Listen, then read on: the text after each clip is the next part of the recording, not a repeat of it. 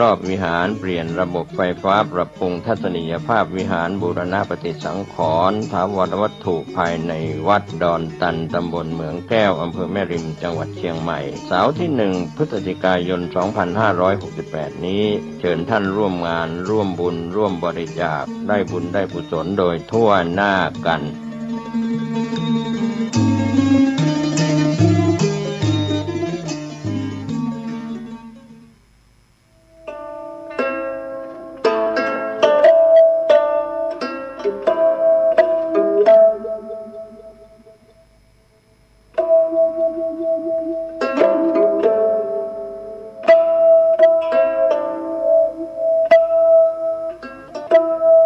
เดิกมาหมาบม้อยน้ำย้อยตินก่อน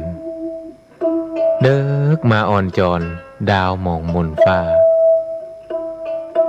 ง่อมเงาใจไปทุกย่อมยา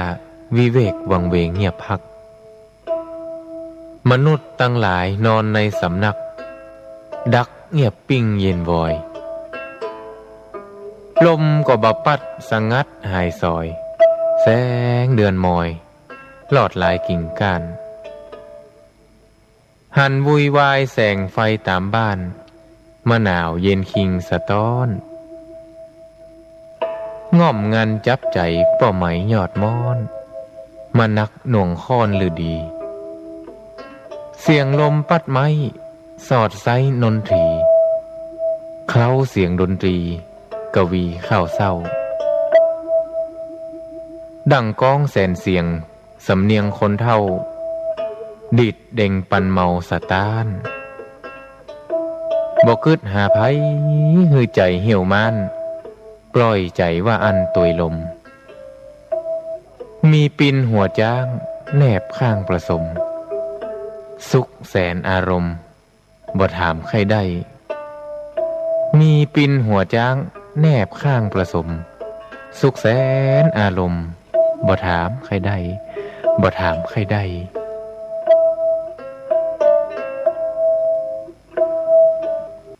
คุณกำลังฟัง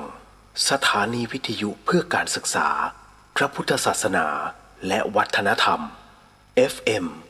104.5 เมกะเฮิรตซ์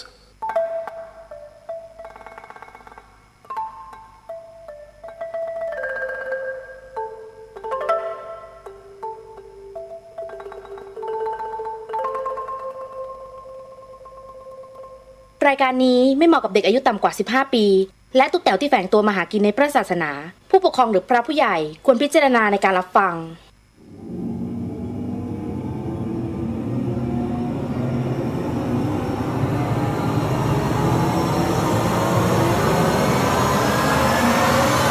The Hian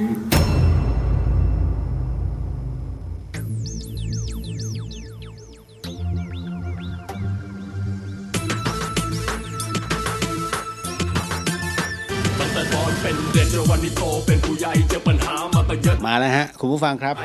กลับเข้าสู่ความเป็นปกติของ The Hian ทาง FM 104.50 เมกะเฮิรตซ์ฮะตั้งแต่วันจันทร์จนถึงวันศุกร์ 5 ทุ่มจนถึงตี 1ครับนะฮะฐานประจำการอยู่ที่วัดฝายหินสถานีวิทยุเพื่อการศึกษาพระพุทธศาสนาและวัฒนธรรมก็เป็นประจำฮะวันนี้มีทั้งเรื่องหลอนนะฮะแล้วก็เป็นเรื่องที่น้องๆก็ถามมาในส่วนของคำถามเกี่ยวกับธรรมะนี่แหละแล้วก็ปัญหาชีวิตคือมันได้ทั้งหมดนะครับเพียงแต่ว่า เราแบบคุยสบายๆเนาะเหมือนพี่คุยกับน้องนะครับประโยชน์ก็อยู่กับท่านแต่วันนี้เรื่องหลอนมันเป็นเรื่องของทางสามแพร่งนะครับหลายๆคนก็อาจจะคิดว่าเฮ้ยมันไม่มีอะไรเดี๋ยวมาดูกันว่าไอ้ความไม่มีอะไรมันมีอะไรไหมหรือมันไม่มีอะไรจริงๆนะครับก็เป็นเรื่องราวเรื่องเล่าเช่นกันนะฮะแล้วก็ยังคงมีข่าวสารเกี่ยวกับงานพระพุทธศาสนาอยู่เรื่อยๆนะครับแม้ว่าช่วงนี้กำลังฮอต นะงานพระศาสนางานพระนะครับโอ้โหกำลังฮอตเลยโดยเฉพาะอย่างยิ่งพระบาทน้ำพุพอมันมีหนึ่งเนี่ยมันก็จะมี2 3 4แล้วคราวนี้มันกลายเป็นจากวัดที่มีเป็นหมื่นพังเพราะวัดที่ไม่ถึง20วัดนะฮะ ก็เหมือนกับทุกๆองค์กร มันมีหมดนะฮะอย่างกรณีของนักการเมืองอ่ะผมพูดถึงนะนักการเมืองเรารู้อยู่แล้วว่าเขาเข้ามาเนี่ยไม่มีใครที่มันจะบริสุทธิ์ไปทั้งหมดนะเพราะฉะนั้นน่ะมันมีทางเขาเรียกเสื่อมทางวาจาแต่อันเนี้ยนักการเมืองมันชัดเจนแต่กรณีของภิกษุอันเนี้ยผมเข้าใจนะเพราะว่าความเสื่อมของภิกษุเหล่านี้นั่นหมายถึงที่มันโดนบังตานะตรงนี้แล้วก็หลายๆเรื่องที่สำนักพุทธนั้นนะครับรวมถึงฝ่ายรัฐก็พยายามหาทางแก้ไขแต่ก็ต้องบอกก่อนว่าคำว่าหาทางแก้ไขเนี่ยท่านมองแค่รอบๆเมืองท่านไม่ได้มองออกมาข้างนอกหรือเข้าไปคลุกนะฮะอยู่ตามวัดต่างๆท่านมองเป็นวัดที่มีเอาง่ายๆก็จะบอกไงดีว่าวัดในกรุงเทพเนี่ยที่เป็นวัดดังๆวัดใหญ่ๆพระพุทธเจ้าเนี่ยท่านบอกอยู่แล้วว่าห้ามสะสมเพราะการสะสมนะมันเป็นบ่อกเกิดของในเรื่องของความอยากในเรื่องของกามทั้งหลายเพราะฉะนั้นเนี่ยฮะกรณีตรงนี้วัดใหญ่ๆท่านเชื่อไหมส่วนมากในบัญชีท่านน่ะมีเป็นล้านนะเอาจริงๆถ้าไม่รู้จักสละทำไมเป็นงั้นท่านก็ดูดิงานวันต่อวันแล้วยิ่งเป็นประเรียนนะฮะอย่าง วัดหลวงบางวัดต้องประเรียน7เท่านั้นถึงจะอยู่ได้ประเรียน7ขึ้นไปนะฮะถ้าต่ำกว่าประเรียน7ต้องพยายามศึกษาแล้วเขาให้ประมาณว่า1 ปีสมมตินะว่าท่านเป็นประเรียน5แล้วปีนี้สอบตกประเรียน5ท่านได้1 ปีหมายถึงว่าอยู่วัดนั้นนะแล้วพออีก1 ปีเสร็จปุ๊บเนี่ยท่านสอบได้ประเรียน6ไม่มีปัญหาแต่ถ้าท่านสอบตกประเรียน6อีกทีแล้วก็ท่านก็ยังได้โอกาสอีก1 ปีเขาจะให้โอกาส2 ปีและถ้าอีกปีหนึ่งท่านยังสอบตกนะฮะสอบประเรียนเนี่ย6เนี่ยไม่ได้นะอีกรอบนึงท่านต้องออกจากวัดนั้นไปนะฮะแต่ถ้าได้ประเรียน7ปุ๊บคราวนี้จะตก8นะฮะไม่ผ่าน 2-3 ปีไม่ว่ากันเป็นแบบนี้นะครับ เพราะฉะนั้นเนี่ยมันมีอะไรมากมายที่หลายๆท่านเนี่ยไม่เข้าใจ นะแล้วก็คือถ้าพูดไปถึงกับเสื่อมที่เป็นเช่นนั้นเพราะว่ามันมีเรื่องของอะไรมากมายแล้วกันผมต้องบอกว่าเราไม่โทษกันผมก็ไม่โทษโยมนะฮะไม่โทษคฤหัสถ์และผมก็ไม่โทษพระแต่ที่จำเป็นต้องโทษคือระบบที่ถูกลื้อใหม่ระบบที่ถูกลื้อใหม่คืออะไรหมายถึงว่าระเบียบในการบวชนะฮะจริงๆมันต้องเข้มตั้งแต่เริ่มต้นของการเข้ามาสู่ร่มผ้ากาสาวพัสคือมันต้องมีระยะเวลาในการฝึกตนแล้วก็เข้ามาเพื่อจะศึกษาพระวินัยก่อนที่จะบวชนะฮะเพราะวัดบางวัดเนี่ยถ้าท่องอย่างผมยกตัวอย่างแล้วกันวัดบางวัดต้องท่องปาติโมกข์ให้ได้ถึงจะให้บวชแล้วต้องท่องให้จบภายใน45 นาทีปาติโมกข์หมายถึงว่าการว่าด้วยข้อศีล227 ข้อของพระภิกษุนะฮะเพราะฉะนั้นเวลาไปตรงไหนต้องมีองค์ปาติโมกข์วัดเนี่ยต้องมีองค์ปาติโมกข์ทุกวัดนะ นั่นคือในสมัยโบราณนะฮะแล้วก็ต้องมาอยู่กับวัดเนี่ยอย่างน้อย1 เดือนตอนแรกเนี่ย3 เดือนนะฮะแต่พอหลายๆคนบอกว่าบางทีมันยังละอะไรไม่ได้ในส่วนของหน้าที่การงานท่านก็ลดลงจนเหลือ1 เดือน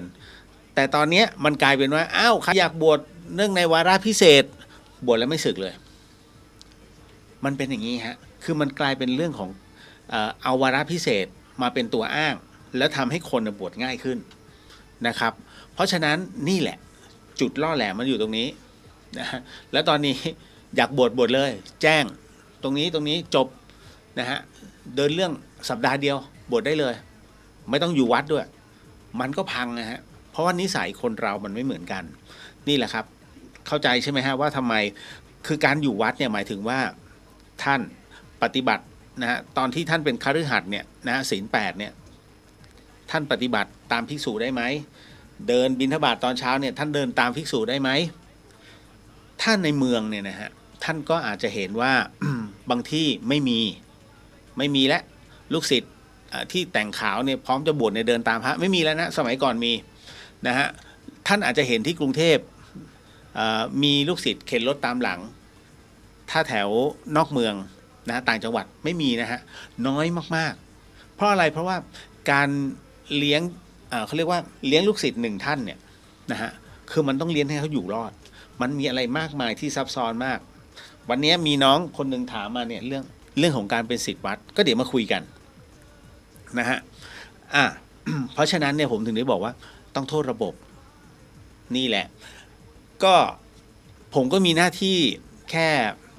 เป็นผู้ที่เขาเรียกจุดเชื่อมต่อซึ่งมันเป็นจุดล่อแหลมมากนะฮะเราก็รู้ตัวเองว่าเฮ้ยเราอยู่ตรงนี้มันเป็นจุดล่อแหลมซึ่งผมบอกตั้งแต่เป็นสมณะแล้วนะฮะว่าไอตอนที่จะต้องทำอุโบสถต้องทำนี่นู่นนั่นเนี่ยฮะแล้วก็ต้องขอโยมเข้ามาร่วมช่วยตรงนี้ท่านก็จัดการให้เราก็ทำทั้งหมดทั้งมวลนะฮะด้วยทั้งหมดมันทำเขาเรียกว่ามันเอาปัจจัยนั้นมาสะสมไม่ได้เลยนะฮะปาราชิกทันทีนะครับและที่สำคัญคือผมไม่ได้ถูกสอนมาแบบนั้นในขณะเดียวกันท่านที่ขึ้นมาบนวัดฝายหินท่านจะเห็นความเปลี่ยนแปลงเนาะนะฮะแต่ทั้งหมดทั้งมวลต้องบอกนะว่าเราไม่ใช่เหมือนรัฐบาล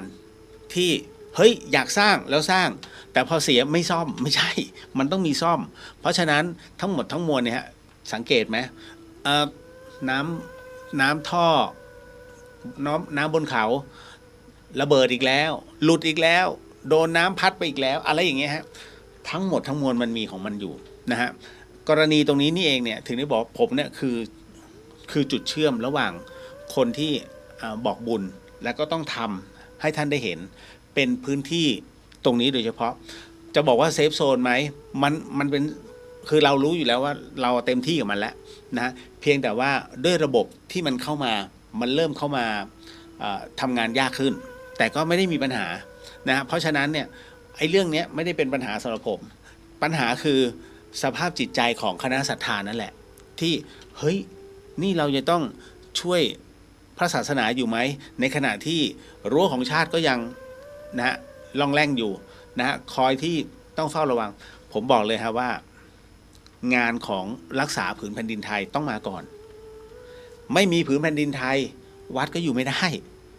สำหรับผมนะแต่คนอื่นเนี่ยไม่รู้เพราะฉะนั้นของผมเนี่ยเอาผืนแผ่นดินไทยเอารั้วของชาติก่อนแล้วเมื่อทั้งหมดทั้งมวลเนี่ยสงบก็ค่อยมาในเรื่องของพระพุทธศาสนาแต่ในขณะเดียวกันไอ้เล็กๆน้อยๆไอ้อย่างเงี้ยได้เพราะฉะนั้นผมถึงเวลาจะทำอะไรก็ตามเนี่ยคิดก่อนผมจะคิดก่อนว่าเฮ้ยมันช่วงหน้านี้บ้านเมืองหน้าสิวหน้าขวานขอไอ้นั่นขอไอ้นี่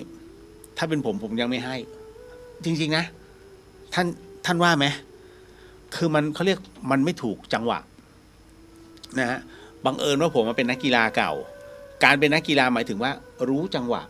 ว่าตรงไหนที่จะทำพอยต์นะหรือตรงไหนที่อย่าพึ่งเข้าเพราะฉะนั้นใครที่เป็นนักกีฬาในการต่อสู้เนี่ยจะรู้จังหวะผมเนี่ย สายต่อสู้ดังนั้นเวลาจะทำอะไรครับผมจะคิดก่อนจังหวะแบบนี้มันสมควรไหมนะฮะความเหมาะสมเนี่ยมันเป็นสิ่งที่จำเป็นนะฮะอันนี้ก็เลยบอกไว้ก่อนเนาะว่าผมอยู่ในช่วงของจุดตรงกลางระหว่างผู้ที่อยากร่วมบุญนะครับกับงานที่จะต้องซ่อมสร้างให้กับงานพระศาสนาเพราะฉะนั้น จริงๆผมก็จะมีกลุ่มอยู่นะฮะเล็กๆว่าเฮ้ยเอาป่ะทำนี้แต่พอเราบูรณะไปแล้วเนี่ยก็ไปเจอพี่ๆแล้วก็เหล่ากัลยาณมิตรกลุ่มใหญ่ก็แอบมากระซิบนิดนึงว่านี่อย่าทำกันแค่นี้สิมีอะไรก็บอกกันมั่ง พี่เขาอยากทำบุญบอกเราก็อุตส่าห์บอกโหพี่มูลนิธิเยอะแยะนี่นู่นนั่นไม่เอาท่านก็จะบอกมาคำหนึ่งผมก็สะอึกนะบอกว่ามันไม่เหมือนกันพี่ไม่รู้หรอกว่าตรงนั้นน่ะเขาเอาเงินไปทำอะไรแต่พี่รู้อย่างหนึ่งว่าเมื่อให้เธอทำคือเราก็ขอบพระคุณเขานะเพราะว่าเขารับรู้ว่าในสิ่งที่เราทำน่ะเราทำจริงๆนะฮะดังนั้นเนี่ยผมถึงได้บอกว่าการทำอะไรก็ตามถ้าเราทำดีเนี่ยไม่ต้องกลัวแล้วก็ทำให้เขาเห็นเลยว่าเฮ้ยมันทำแล้วมันขาดไหมมันก็ขาดหมายถึงว่ามันไม่ได้ครบหรอกแต่ว่าเราทำเต็มที่เนี่ยมันได้แค่เนี้ย ที่ท่านส่งมามันได้แค่เนี้ยก็คือก็ต้องแค่นี้ไงแล้วก็ค่อยมาว่ากันใหม่พอมีจังหวะก็ค่อยมาว่ากันใหม่ไม่ใช่ว่าเดี๋ยวทำต่อเนื่องผมยอมให้วัสดุก่อสร้างมันแพงขึ้นนะดีกว่าให้หลายๆท่านเดือดร้อนนะครับแล้วอย่างนึงคือว่าอย่างที่บอกฮะว่าแผ่นดินต้องมาก่อนเพราะนั้นถ้า ทางชายแดนทั้งหมดทั้งมวลเนี่ยเขาต้องการอะไรผมก็อยากจะนำเสนอว่าให้พี่ๆให้ทุกท่านเทไปตรงนั้นก่อนนะครับนะคืองานพระศาสนาเนี่ยไม่สร้างวันนี้ไม่ตายหรอกแต่ถ้ามันไม่มีแผ่นดินเนี่ยตายหมู่แค่นั้นเลยฮะก็ไม่รู้นะว่าวันนี้คือสิ่งที่ผมได้พูดออกไปนะครับแต่ในวันนี้ยังคงมีเรื่องราวต่างๆนานามากมายนะครับที่ต้องบอกว่าหลายๆท่านถามมานะครับก็พร้อมตอบ เมื่อเดี๋ยวนะครับนิดนึงพอดีเนี่ยไหล่ข้างนี้ของผมเห็นขยับมือแบบนี้คล่องๆแบบนี้ไม่ใช่ผมไม่เจ็บนะมันไม่ถึงที่สุดคือต้องบอกก่อนว่าเหตุการณ์มันเกิดขึ้นเมื่อวานที่หน้ากุฏิมันมีใบกล้วยมันหักลงมาคือมันโน้มลงมาแหละแล้วก็เดินเราก็เดินมันก็ตีหัวไปตีหัวมากัลยาณมิตรมาที่กุฏิ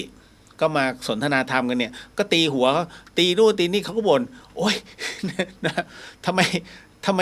กล้วยมันรกจังเท่านั้นแหละผมก็มีดเราก็ไม่มีเนาะเราก็มีกรรไกรตัดหญ้าถูกครับที่ท่านกำลังได้ยินคือกรรไกรตัดหญ้าไอ้ตัวใหญ่ๆแชบแล้วก็มองก้านกล้วยมันสูงไงก็เลยไอ้ก้านแรกมันต่ำแล้วก็แชะนะแล้วอีกอันหนึ่งที่มันเลียดหลังคาเอาวะก็เลยกระโดดแล้วเอื้อมซะสุดเลยแล้วมันดังกึกมันกึกเหมือนกับกระดูกเข้าไปขัดกับเส้นเอ็นมันแล้วเหมือนกับเส้นเอ็นมันหลุดบึ้งเงี้ยผมว่าโอ้นั่งซุด มืออีกมือห้อยอย่างเงี้ยตอนแรกเฮ้ยหรือเอ็นขาดวะมือมันจะใช้ไม่ได้โอ้ต่างๆนะแต่ว่ามันสะท้านเข้าไปข้างในใจฮะมันคือเรารู้โอ้มันทรมานมากเป็นอาการของเส้นเอ็นไหล่อักเสบนะฮะหรือบางคนบอกไหล่ติดคือไหล่ติดเนี่ยมันอาจจะยกไม่ขึ้นเลยแต่ของผมยังยกขึ้นนั่นหมายถึงว่าแต่มันขึ้นไม่สุดเนี่ยมันได้แค่นี้แล้วโอ้สะท้านเมื่อกี้ก็นั่งคำๆเล่นๆโอ้อย่างเงี้ยตาย ช่วงนี้จุดอ่อนเยอะนะฮะแต่ถ้าเราสะกิดตรงสะบักนิดนึงกดไปนิดนึงปุ๊บผมขยับได้เลยนั่นหมายถึงว่าขยับแบบไม่เจ็บด้วยนะมันเหมือนกับมันตึงตรงสะบักนั่นนะฮะแต่จะให้ตามระเบียบพักเนี่ยมือไพ่หลังไม่ได้นะปวดมากทรมานมากเพราะฉะนั้นใครก็ตามที่ผมมาเข้าใจแล้วความทรมานของผู้ที่เรียกว่าไหลติดหรือว่าเอ็นยึดเนี่ยมันทรมานแค่ไหน บางคนคิดว่าอ๋อมันก็แค่นั้นเนี่ยมันก็แค่เหมือนกับซ้นๆไม่นะถ้าท่านเป็นปุ๊บท่านจะนึกคำผมมันก็มีสองอย่างก็คือว่าขับรถมากเกินไปกับการเขาเรียกเอี้ยวผิดจังหวะคือผมเป็นคนที่ชอบเวลาเอาของไว้หลังรถเนี่ยผมไม่ใช่หันแล้วเอื้อมทางซ้ายนะไม่นะฮะผมจะบิดตัวทางขวาแล้วตรงนี้มันก็กึกตลอดเลยมันคงสะสมแล้วขับกรุงเทพภูเก็ตเนี้ยนะกระบี่สตูล โอ้ปัตตานีเงี้ยแล้วค่อยขึ้นมาเมืองจันทร์ใครจะขับเหมือนผมขับรถเป็น10,000 กิโลเลยโอ้โหสุดๆนะฮะแล้วทางปกติผมไม่ไปด้วยผมจะไปเป็นทางเล็กๆเลาะไปคือชอบดูบ้านชาวบ้านเขาตรงนี้สวยจังเลยท่านอาจจะไม่เคยเห็นถ้าท่านวิ่งถนนหลักท่านจะไม่เห็นเขาเรียกยังท่านจะไม่เปิดโลกเลยท่านต้องไปถนนที่มันเส้นเล็กๆดูแมปก็ได้ว่าอ๋อทะลุตรงนี้มันไปได้ไปแค่นั้นไปก่อนไปสเต็ปแรกผมไปเจอหลายบ้านนะฮะที่อยู่กลางเขาเรียกกลางสวนมะพร้าวแล้วบ้านเนี่ยอารมณ์โทรมมากแต่ขอบอกว่า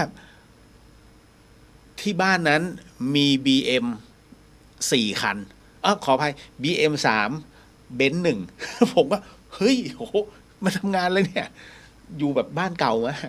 นะฮะแต่บ้านละคือมันเป็นอะไรที่แบบเซอร์ไพรส์เยอะมากมันก็เลยรู้สึกว่าเฮ้ยมันท้าทายมันตื่นเต้นมันมีอะไรที่แบบเฮ้ยประเทศไทยยังมีอะไรเยอะมากมัน Amazing แค่นั้นเลยนะคือมันก็คุ้มในการเดินทางแต่มันก็แลกกลับมาด้วยเอ็นอักเสบนะ ก็เท่าที่สอบถามนะฮะอย่างหลายๆท่านที่เป็นท่านบอกว่าเดี๋ยวมันหายเชื่อสิแต่มันเป็นปีคุณพระช่วย ผมก็ให้คุณหมอพูดถึงวิธีการกายภาพก็พยายามแล้วโอ้โหทรมาน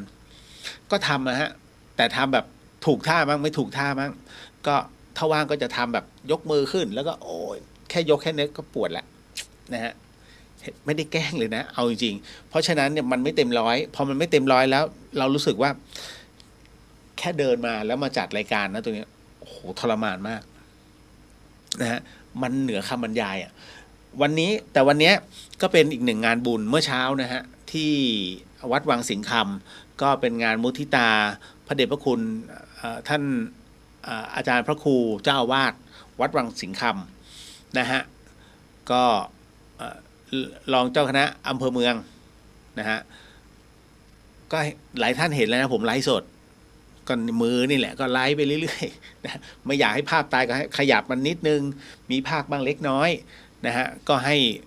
ในพิธีมันดำเนินของมันไปเองนั่นแหละฮะก็วันนี้เพื่องานบุญน่ะก็เต็มที่ นะแล้วก็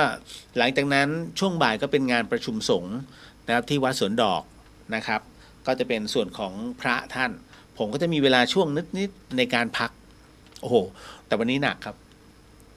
นะเดี๋ยวบอกไว้ก่อนว่าวันพุธหน้าวันพุธที่27นะครับก็จะเดินทางไปเรียกว่าไปติดตั้งเครื่องกรองน้ำนะฮะเป็นเครื่องกรองน้ำขนาดใหญ่ซึ่งกรองน้ำจากดอยอ่ะซึ่งมันเป็นน้ำสีแดงให้เป็นน้ำที่สีให้มันใสนะครับแล้วก็นำไปใช้ต่อไปก็คือถ้าจะกินก็ต้องเข้าเครื่องกรองน้ำเล็กอีกทีหนึ่งนะครับแล้วก็ที่เหลือก็เอาไปใช้นะครับไม่ต้องผ่านเครื่องกรองเล็กแล้วนะฮะอันนี้ก็มันมีทั้งใช้ได้กับกินได้นะฮะก็ที่วัดป่าปานนะฮะ วัดป่าปานนั้นเป็นอีกหนึ่งสายของวัดป่าหมู่ใหม่นะฮะก็เป็นวัดของในสาขาของหลวงพ่อประสิทธิ์บุญยมัคคโรนะครับ แล้วก็โดยมีท่านอาจารย์ต้อมนะครับจำพรรษาอยู่ที่นั้นรูปเดียว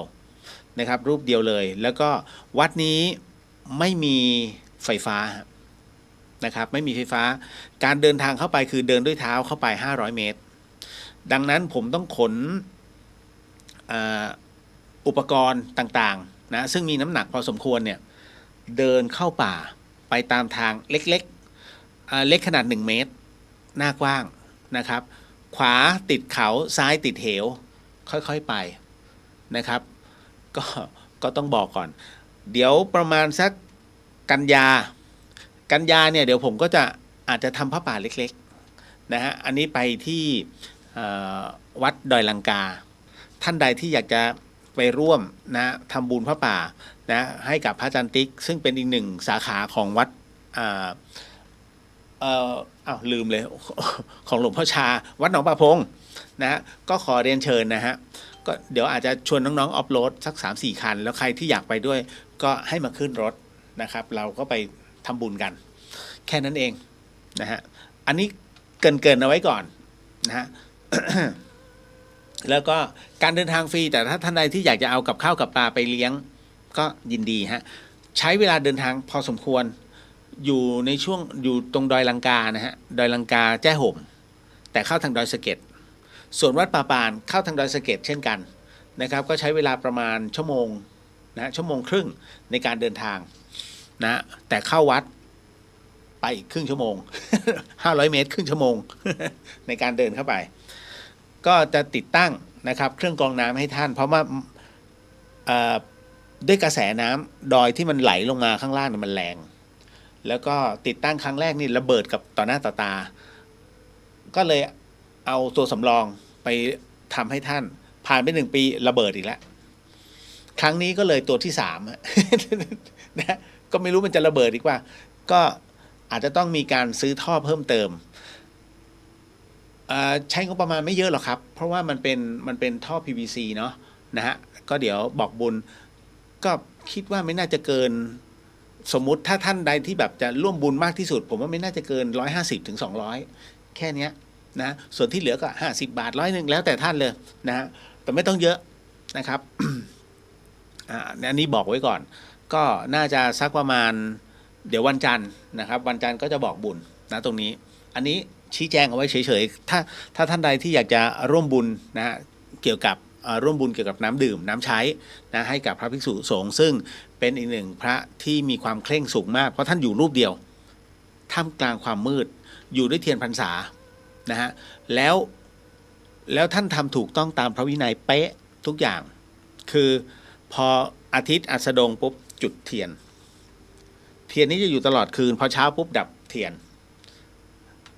นนี้จะเป็นตัวที่ส่องว่าตรงเนี้ยนะฮะเป็นเทียนส่องธรรมนั่นแหละนะเป็นมีพระอยู่นะครับแล้วก็มีพระจำพรรษาอยู่นะจะกี่รูปไม่สนแต่ว่านะแต่พื้นที่นี้เป็นพื้นที่ศักดิ์สิทธิ์นะฮะค่อนข้างจะแรงอยู่ท่านบอกว่าแรงอยู่นะก็ คือใครที่ไปเนี่ยแล้วมีจิตใจที่ไม่บริสุทธิ์อยู่ไม่ได้ฮะท่านบอกว่าโดนไป4-5 รายแล้ว นะฮะก็กะว่ารับตาแล้วก็กินเหล้าไม่ใช่นะฮะเพราะพื้นที่นี้เป็นพื้นที่ของพระปฏิบัติอันนี้ต้องบอกไว้ก่อน วัดป่าป่านนะครับวัดป่าป่านจำเอาไว้นะครับเดี๋ยววันจันทร์ฮะเดี๋ยววันจันทร์จะบอกเพราะว่าวันพรุ่งนี้ผมติดสำหรับในเรื่องของการควบคุมการถ่ายทอดนะฮะกีฬาบาสเกตบอลนะครับ อันนี้ต้องบอกก่อน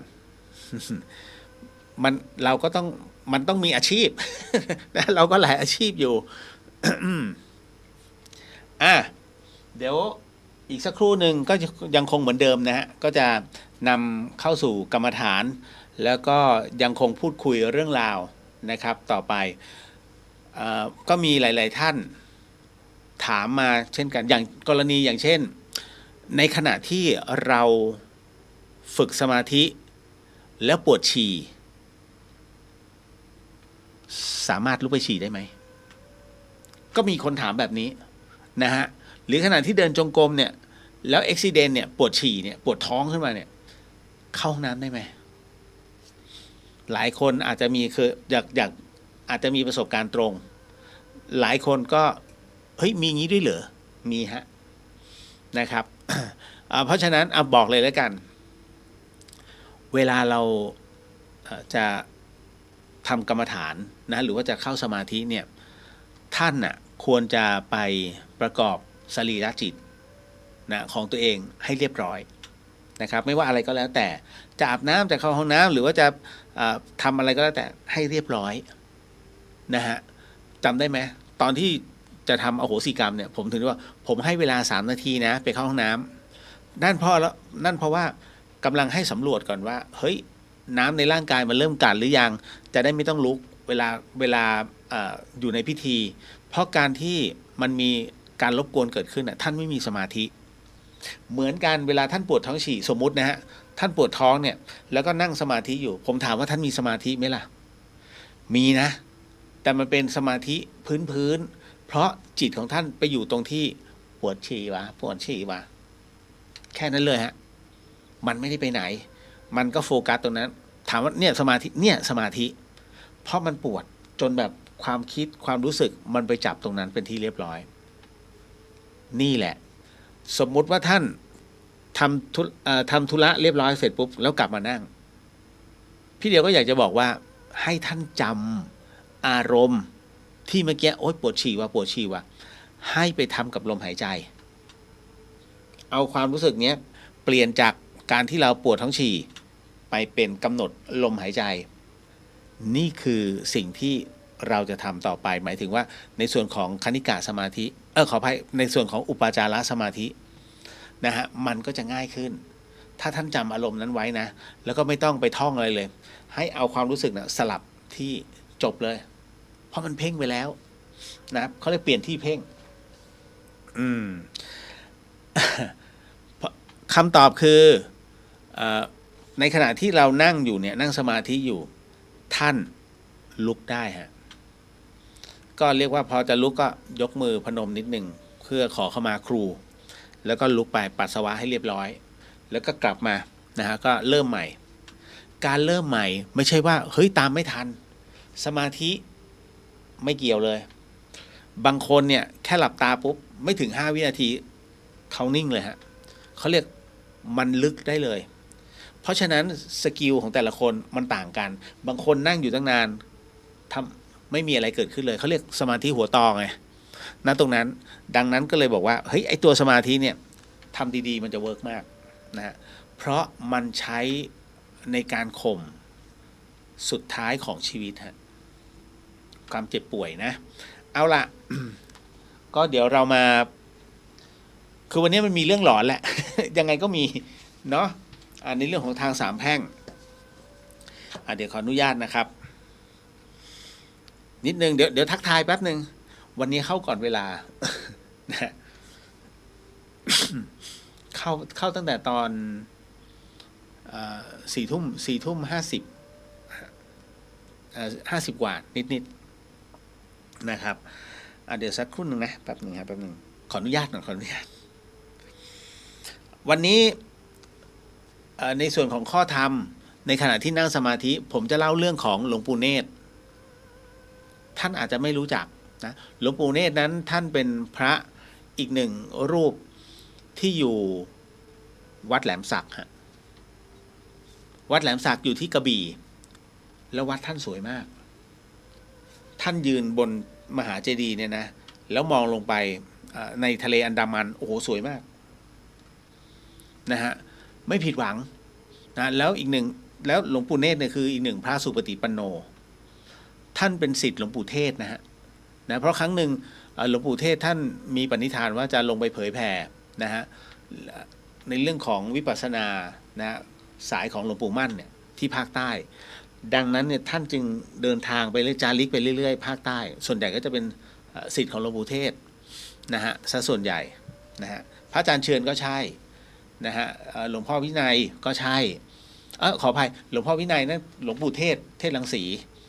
ก็ใช่หินหมากเป้งนะฮะเหมือนกันนะครับหลวงพ่อวินัยเนี่ยอยู่ที่พังงาท่านเป็นพระที่ออกจากวัดหินหมากเป้งรูปสุดท้ายที่เป็นพระอุปถากหลวงปู่เทศน่ารักมากทั้ง3รูปที่ผมเอ่ยชื่อมาถ้ามีโอกาสท่านไปนะฮะหลวงพ่อวินัยอยู่ที่พังงาหลวงพ่อเชิญอยู่ที่พังงาเช่นกันอยู่ตะกั่วป่าหลวงปู่เนตรจะอยู่ที่วัดแหลมสักกระบี่แต่ถ้าสมมุติญาติโยมไปลุกเล้าท่านมากท่านจะปลีกวิเวกมาพักกับหลวงพ่อวินัยนะครับที่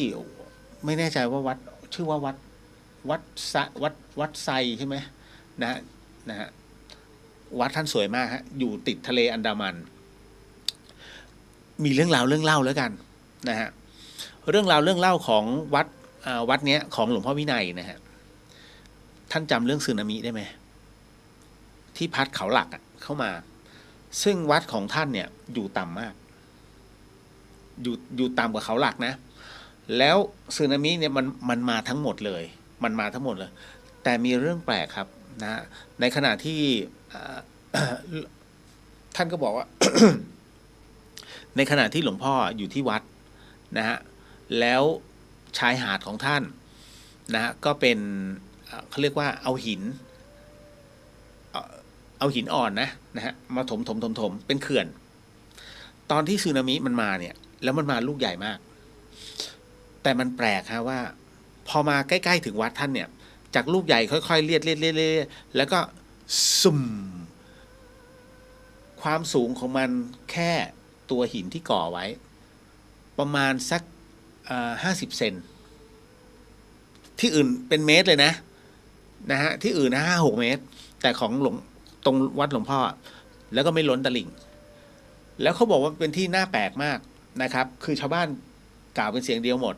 ซึ่งผมไม่เห็นกับตาเพราะฉะนั้นผมใช้คำว่าชาวบ้านนะฮะพูดเป็นเสียงเดียวกันเลยว่ารอบๆของวัดท่านเนี่ยถ้าท่านหลับตาแล้วถ้ามองมุมบนเนี่ยมันจะกลายเป็นครึ่งวงพระจันทร์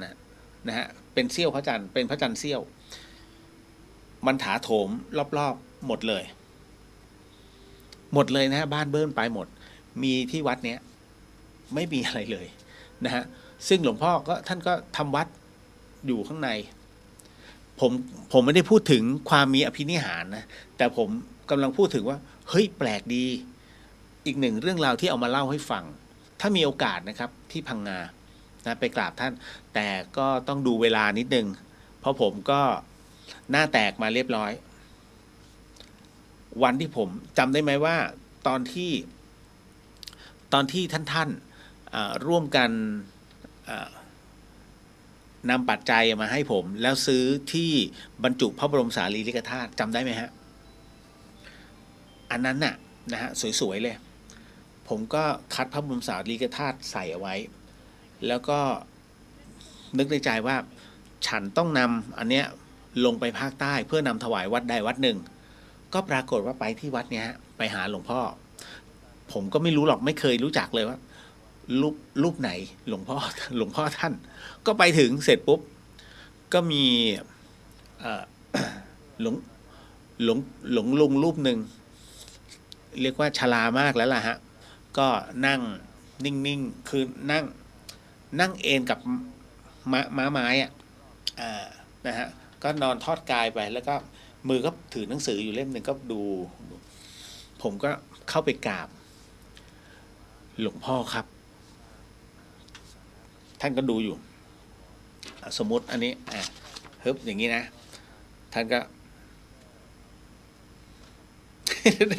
แล้วเราก็นึกในใจโหไม่สนใจกูเลย หลวงพ่อครับพอดีผมจะมากราบหลวงพ่อวินัยครับนะฮะ ได้ยินว่าท่านเป็นศิษย์หลวงปู่เทศก็เลยอยากจะกราบแล้วก็สนทนาธรรมด้วยแต่ว่าผมก็มี ผมก็จะนำอยากถวายของนะครับท่านก็แล้วมาหาท่านนะมีธุระอะไรอ๋อเนี่ยฮะผมจะขอนำถวายพระบรมสารีริกธาตุแต่ไม่ทราบว่าแต่ผมไม่ได้ถวายท่านนะฮะผมอยากถวายหลวงพ่อวินัยไม่ทราบว่าท่านอยู่ไหม ก็เนี่ยนอนอยู่เนี่ย เดี๋ยวผมเพ่ง หน้าแตกนะท้ายสุดก็เลยนำถวายท่านนะท่านก็ยิ้มนิดนึงนะก็สนทนาธรรมกันเล็กน้อยนะครับ ก็เป็นอะไรที่ท่านน่ารักมากนะครับมีโอกาสไปนะไปให้ได้ ก็ผมไม่ผมจะไม่ปิดบังในเรื่องของพ่อแม่ครูบาอาจารย์ถ้าท่านอยู่จังหวัดไหนแล้วอยากจะไปกราบนะก็ถามมาผมก็จะตอบให้ว่าไปที่นี่สิไปที่นี่สินะฮะไม่กักกันโอ้ยงานพระพุทธศาสนานะครับอันนี้เก็ตนะ บอกไว้ก่อนเดี๋ยวขออนุญาตทักทายก่อนเนาะนะครับพี่สุวรรณยาเมื่อกี้เราทักทายกันไปแล้วเพราะว่าพี่สุวรรณยานี้ทักคนแรกเลยนะฮะต่อมาฮึบตึ๊ดคุณเทพพิทักษ์สวัสดีครับพี่สวัสดีครับผมนะฮะพอได้ยินคำว่าสวัสดีครับพี่แล้วสวัสดีครับผมเนี่ยผมเป็นนึกถึงแล้วประเภทที่ชอบอะไรนะใช่ครับพี่ดีครับผมเหมาะสมครับท่าน คนประเภทนี้เขาเรียกคนเจริญในหน้าที่การงานนะสำหรับประเทศไทยนะใช่ครับพี่ดีครับผมเหมาะสมครับท่านนะคาถา3อย่างนี้เป็นคาถาก้าวหน้าในหน้าที่การงานเอาไว้ใช้กับนายทุกคนใช่ครับใช่ครับพี่ดีครับผมเหมาะสมครับท่าน นะฮะ พี่พินสวัสดีครับพี่พินไปกับของอาจารย์ติ๋วด้วยไหมฮะคือวันพรุ่งนี้เขาเดินทางกันสิเอาจริงๆนะถ้าผมไม่ติดในการถ่ายทอดบาสซึ่งได้รับปากทางช่อง9ไว้ก่อนเนี่ยผมต้องไปอีสานไปอุบลราชธานีนะฮะไปวัดสนมหมากย่าก็ไปกรรมฐานนี่แหละเพราะที่นั่นเนี่ยเป็นแหล่งในเรื่องของการสอนบาลีใหญ่แล้วก็เป็นพระวิปัสสนาซะส่วนใหญ่คือพระส่วนใหญ่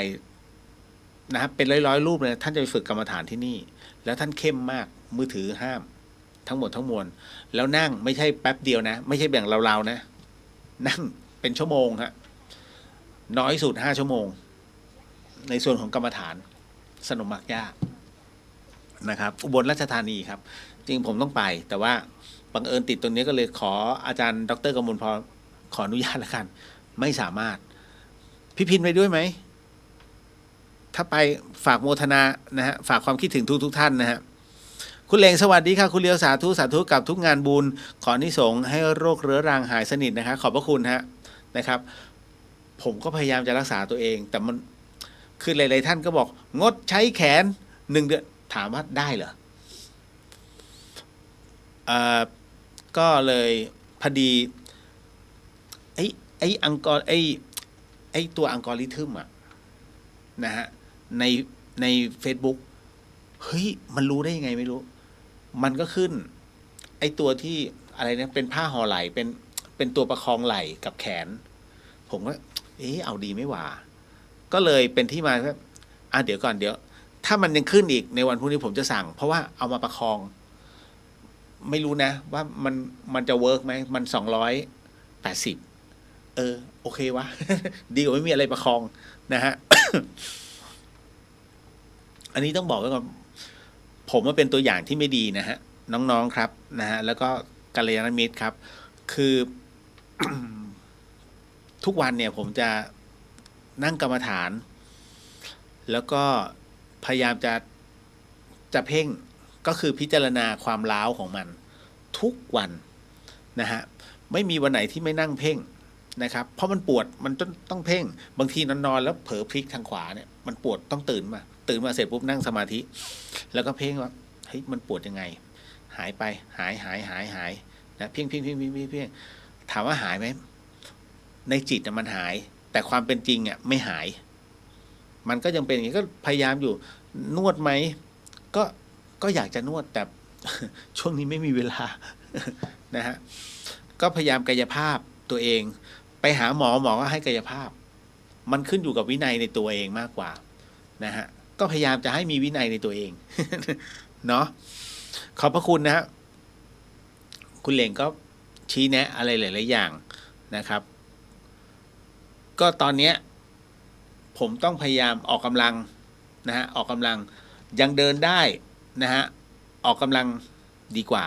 นะฮะแล้วก็ถ้าบางส่วนที่มันบาดเจ็บเราก็กายภาพเล็กน้อยนะฮะถือว่าเป็นการออกกำลังแต่ถ้านอนติดเตียงเมื่อไหร่ทุกอย่างเขาเรียกกายภาพบำบัดหมดเลยไม่อยากถึงตรงนั้น นะฮะต่อไปคุณณัฐศิษย์สวัสดีครับพี่เลียวสวัสดีครับผมนะฮะมาเข้าสู่ในช่วงของการทำสมาธิกันดีกว่านะครับเพราะว่า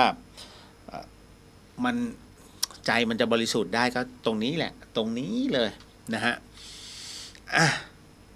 วันนี้หลายเรื่องนะในเรื่องของครูบาอาจารย์แล้วก็ใจหายในเรื่องของวัดพระบาทน้ำพุที่เจอศพถึง40 ศพด้วยกันในส่วนของอสุภกรรมฐานเดี๋ยวผมบอกก่อนนะจำได้ไหมตอนที่ผมเป็นบรรพชิตอยู่ผมพยายามจะบอกว่าให้นั่งสมาธิกับอสุภกรรมฐานจริงๆในส่วนของอสุภกรรมฐานเนี่ยกับกสิณไม่ต่างกันกสิณคือการเพ่งท่านเพ่งอะไรก็ได้ฮะอย่างเพ่งไฟเนี่ยหลายๆคนบอกว่าจะต้องให้เห็นนะฮะให้คมเพ่งจนกว่าไฟนี้มันจะดับเมื่อดับลงปุ๊บจิตเราก็จะดับตามนะฮะแต่ว่าณตรงนั้นถ้าฝึกขั้นสูงสุดมองไอ้นู่นไอ้นี่มองนกตกลงมาตายตายอันนี้สวยแล้วนะฮะถ้ามองนกแล้วตกลงมาตายนี้อดินาเลยนะเนี่ยฝึกไปทำไมกลายเป็นอวิชชามันไม่ใช่คือกสิณเนี่ยคือการเพ่งนะจะเป็นดินน้ำไฟลมเนี่ยฮะเพ่งจนตัวจิตดับลงตาเราก็ดับตามนะไม่ใช่ไปเพ่งไม่ใช่นะครับคือบางคนเขาก็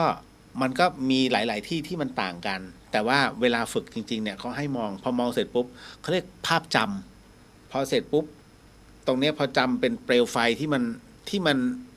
เราเห็นจนเนื้อในแล้วค่อยๆหลับตาลงแล้วตัวเปลวไฟมันจะติดอยู่ที่หนังตาแล้วคราวนี้ก็นั่งมันจะติดอยู่ตลอดลมหายใจก็ยังเดินอยู่เขาเรียกกสิณเช่นกันนะฮะกสิณน้ำเนี่ยง่ายๆไอ้ที่เขานอนแช่น้ำแข็งกันน่ะ ผมไม่รู้เขาเรียกอะไรนะฮะไอบาร์ใช่ไหมไอเนี่ยกสินน้ำตัวดีเลยนะฮะถ้าท่านอยากจะฝึกกสินน้ำนะหรือว่าไอบาร์ตัวเนี้ยให้ได้เป็นสมาธิให้ท่านลองอ่านตอนที่องค์พระสัมมาสัมพุทธเจ้าท่านทำทุกขกิริยานะฮะว่าท่านทำแบบไหน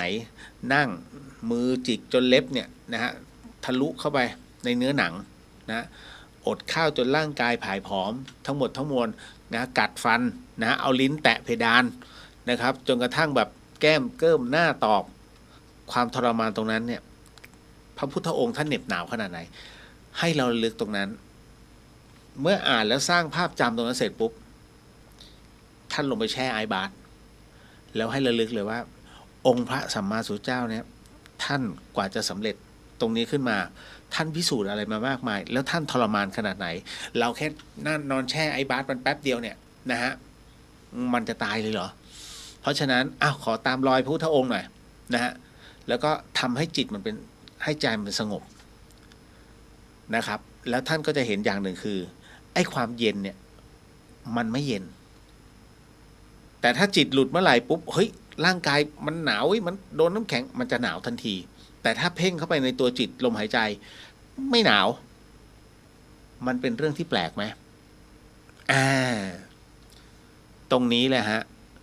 สำหรับคนไข้ ICU ตัวนี้แหละอยู่ในห้องแอร์แล้วสภาวะของเขาต้องอยู่อย่างนี้เราต้องกำหนดให้เขาอยู่แบบนี้ให้ได้นะฮะเป็นสมาธิขออนุญาตมาเข้าสู่ในช่วงของการเข้าสมาธิกันนะไหนๆก็ไหนๆแล้วมาครับเดี๋ยวขออนุญาตเป็นผู้นำนะครับในส่วนของการอธิษฐานแล้วก็ถ้าเป็นในส่วนข้อศีลนะครับก็ว่าตาม พร้อมเนอะสาธุสาธุสาธุนะโมตัสสะภะคะวะโตอะระหะโตสัมมาสัมพุทธัสสะนะโมตัสสะภะคะวะโตอะระหะโตสัมมาสัมพุทธัสสะนะโมตัสสะภะคะวะโตอะระหะโตสัมมาสัมพุทธัสสะปุริมันจติสาราชาทตารโทปัสสสติคัตถพานังอธิปติมหาราชายาสสิโสปุตตปิตัสสะภะโวธัมมานามหาพลายทีมันโตชุติมันโตวันวันโตยสัทธิโนโมธัมมานาทังสุทักขินันจติสาราชาวิรุโหตาปัสสสติกุมภทานังอธิปติมหาราชายาสสิโสปุตตปิตัสสะภะโวธัมมานามหาพลายทีมันโตชุติมันโตวันวันโตยสัทธิโนโมธัมมานาทังสุปัจฉิมันจติสังราชาวิรูปโคปัสสสตินาคานังอธิปติมหาราชายาสสิโสปุตตปิตัสสะภะโวธัมมานามหาปลายทีมันโตชุติมันโตวันวันโตยสัทธิโนโมธัมมานาทังสุอุตรัญจติสาราชากุเวโลตปัสสสติยคานังอธิปติมหาราชายาสสิโสปุตตปิตัสสะภะโวธัมมานามหาปลายทีมันโตชุติมันโตวันวันโตยสัทธิโนโมธัมมานาทังสุปุริมาทิสังทตารโททาคิเนนะวิรุหโกปัจฉิเมนะวิรูปโคกุเวโรอุตรังทิสัญจตารโรเตมหาราชาสมันตาจตุโรทิสาทันทลมานาตังสุสักเคกาเมจรูเปคิริสิคารตเตจันตริเควิมาเนทีเปรเทจคาเมตรุวนาคาเนเคหาวัตุมหิเคเตภุมมาจยันตุเทวาชลทลวิสเมยคาคันทัพพนาคาติทันตาสันติเกยังมุนิวรวจนังสาทโวเมสุนันตุธรรมะสวนาการโรยามพัทันตาธรรมะสวนาการโรอยามพัทันตาธรรมะสวนาการโรอยามพัทันตาต่อไปสมทานศีล5นะฮะเดี๋ยวผมนำแล้วท่านว่าตามนะฮะท่านใดที่ไม่สะดวกก็น้อมติดตามเด้อพุทโธธัมโมสังโฆศีลข้อ1ไม่ฆ่าสัตว์ศีลข้อ2ไม่ลักทรัพย์ศีลข้อ3ไม่ประพฤติผิดในกามศีลข้อ4ไม่พูดเท็จศีลข้อ5ไม่ดื่มสุราและของมึนเมาบัดนี้ข้าพเจ้าตั้งใจรักษาศีลแล้วบัดนี้ข้าพเจ้าคือผู้มีศีล ข้าพเจ้าผู้มีศีลละอายต่อการทำความชั่วกลัวต่อผลของบาปกรรมข้าพเจ้าผู้มีศีลมีฮิริโอตปะมีกายเป็นมนุษย์มีใจเป็นเทวดาเป็นมนุษย์เทโวผู้เข้าถึงความเป็นสหายกับเหล่าเทวดาทั้งหลายณบัดนี้ข้าพเจ้าทั้งหลายขออดโทษลดกรรมที่ข้าพเจ้าได้เคยประมาทพลาดพลั้งในช่วงวันนี้ลงในฉับพลันและขอให้กรรมดีที่ข้าพเจ้าหรือเหล่ากัลยาณมิตรได้ทำไว้นั้นขอจงมาแทรกส่งผลบุญนี้ให้ข้าพเจ้าได้มีความสุขและประสบผลสำเร็จตลอดไปเทินสาธุสาธุสาธุต่อไปว่าตามนะเป็นบท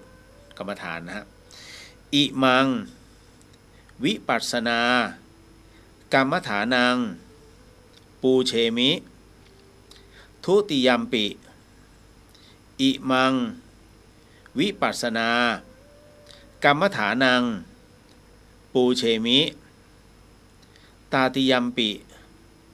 อิมังวิปัสสนากรรมฐานังปูเชมิเอาละฮะก็ต่อไปก็เป็นการนั่งสมาธินั่งได้เลยนะฮะเอาที่เรียกว่าความถนัดของเรา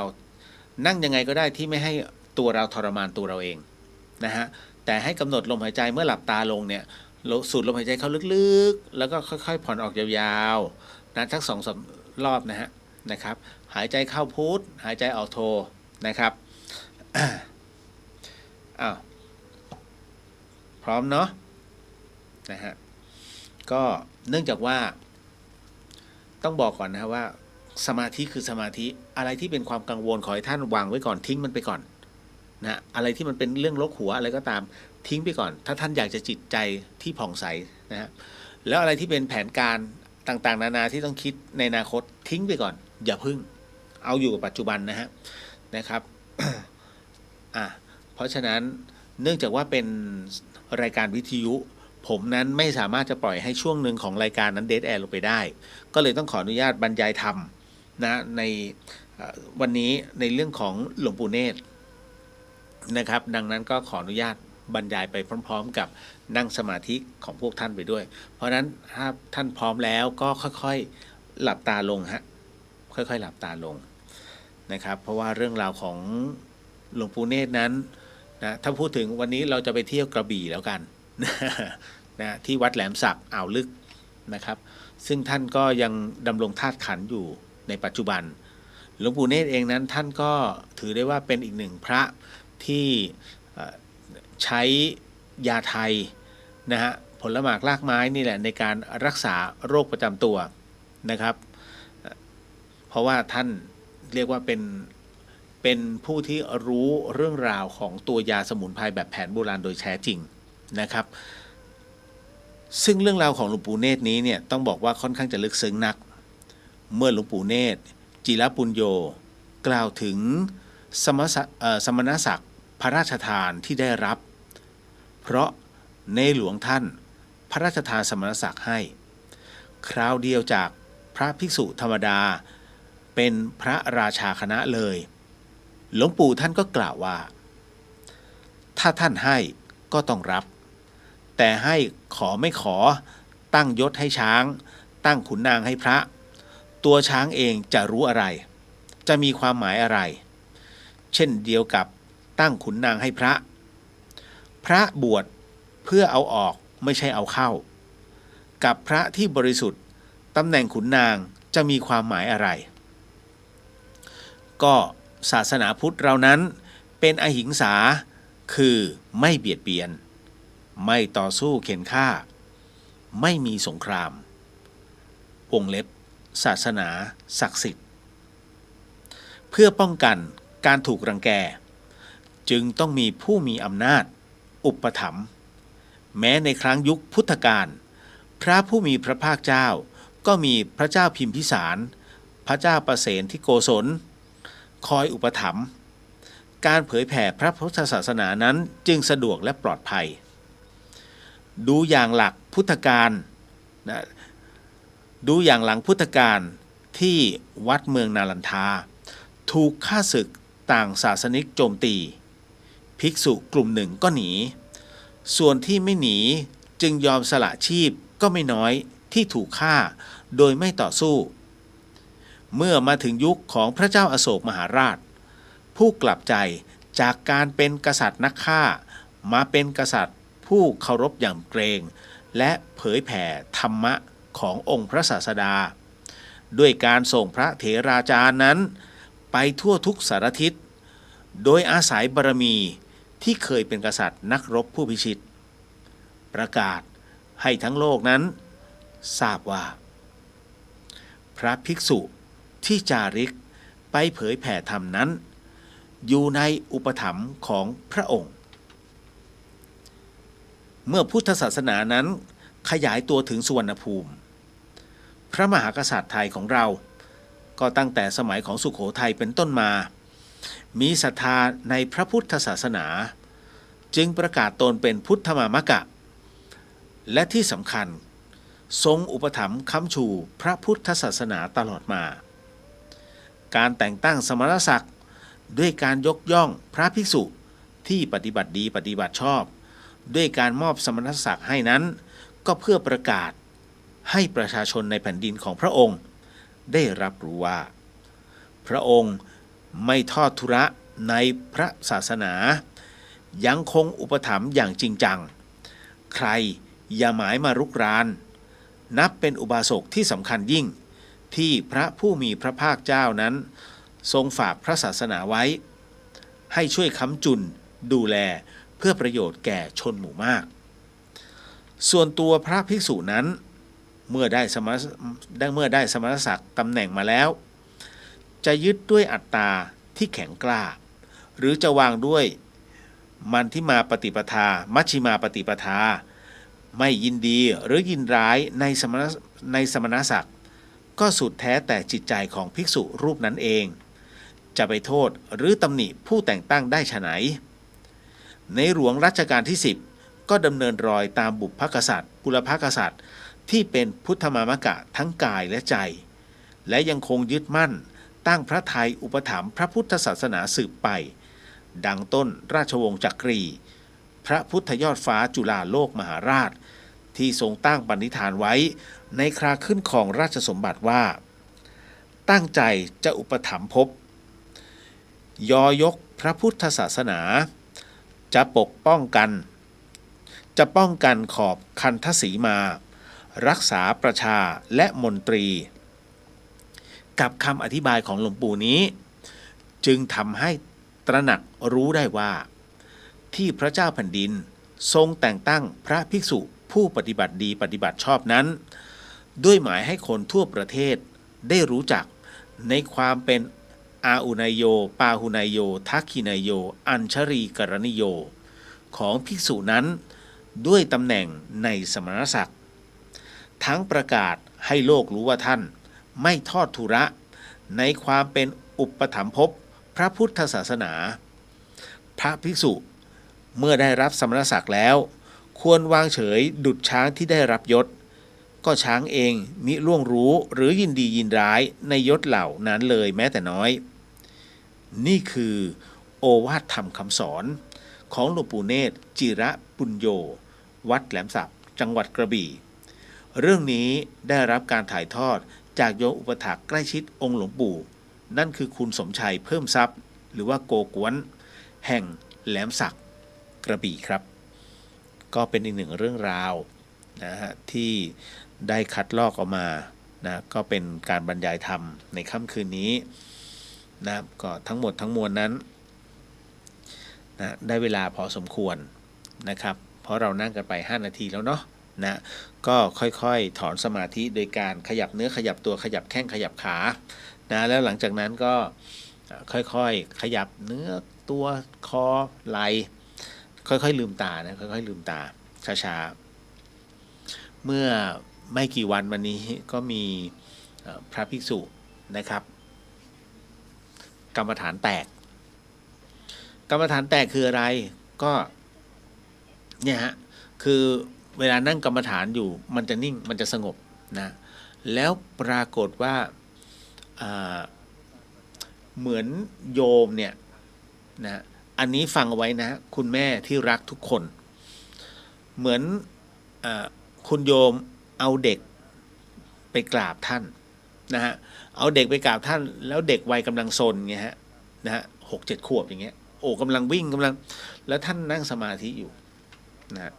ท่านคิดว่าอะไรเกิดขึ้นที่ผมกำลังจะเล่าต่อไปแม่คุยโทรศัพท์ไม่ดูลูกปล่อยให้ลูกเล่นเสร็จปุ๊บก็วิ่ง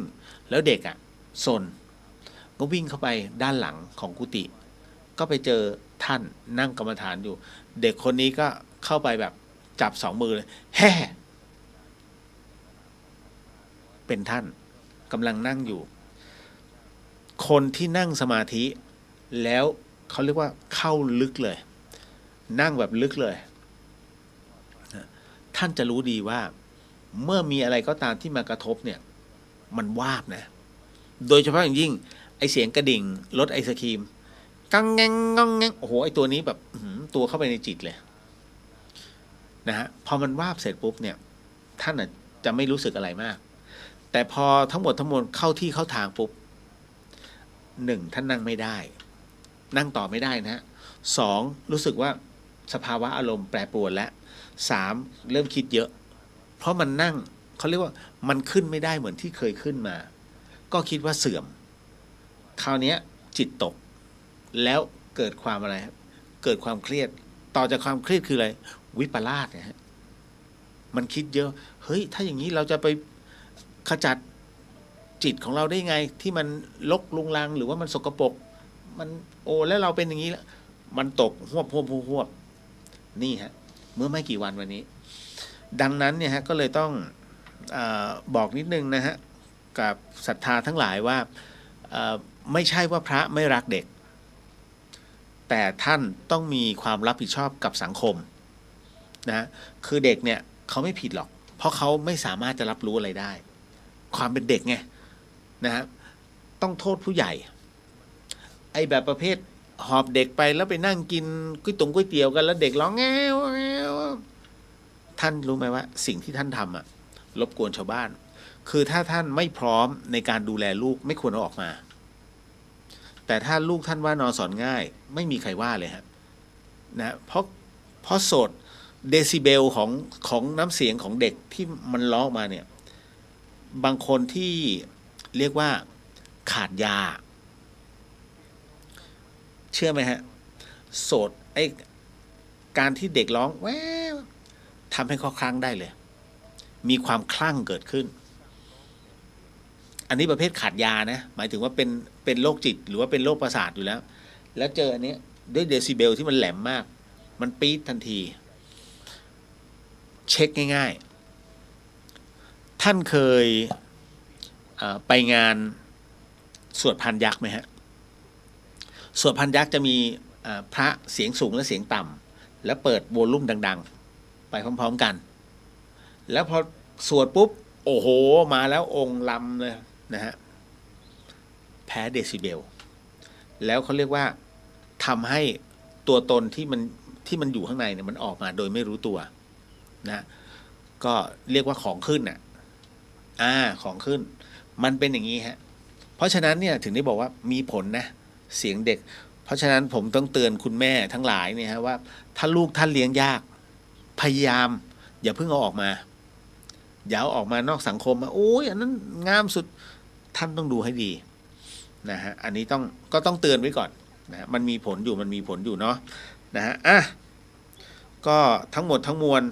ผ่านไปขออนุญาตเรามากรวดน้ำกันก่อนเนาะนะครับแผ่เมตตากันก่อนเดี๋ยวผมนำแล้วท่านว่าตามเด้อ สาธุสาธุ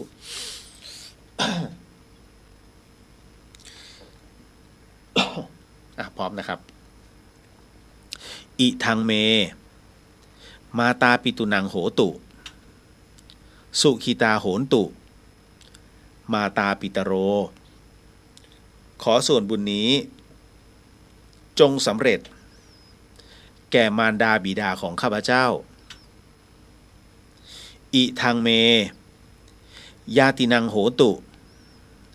สุขิตาโหนตุ ยาตโย ขอส่วนบุญนี้ จงสำเร็จ แก่ญาติทั้งหลายของข้าพเจ้า อิทังเม คะรูปัชยา ยาจาริยานังโหตุ สุขิตาโหนตุ คะรูปัชยา ยาจาริยา ขอส่วนบุญนี้ จงสำเร็จ แก่ครูอุปชาและอาจารย์ทั้งหลายของข้าพเจ้า อิทัง สัพพะเทวตานังโหนตุ สุขิตาโหนตุ สัพเพเทวา ขอส่วนบุญนี้ จงสำเร็จ แก่เทวดาทั้งหลาย อิทัง สัพพะเปตานังโหตุ สุขิตาโหนตุ สัพเพเปตา ขอส่วนบุญนี้ จงสำเร็จ แก่เปรตทั้งหลาย อิทัง สัพพะเวรีนังโหตุ สุขิตาโหนตุ สัพเพเวรี ขอส่วนบุญนี้ จงสำเร็จ แก่เจ้ากรรมนายเวรทั้งหลายของข้าพเจ้า อิทัง สัพพะสัตตานังโหตุ สุขิตาโหนตุ สัพเพสัตตา ขอส่วนบุญนี้ จงสำเร็จ แก่สัตว์ทั้งหลาย ขอให้สัตว์ทั้งหลาย มีความสุข ทั่วหน้ากันเทินสาธุสาธุสาธุเอาละฮะก็เดี๋ยวให้พรก่อนเนาะ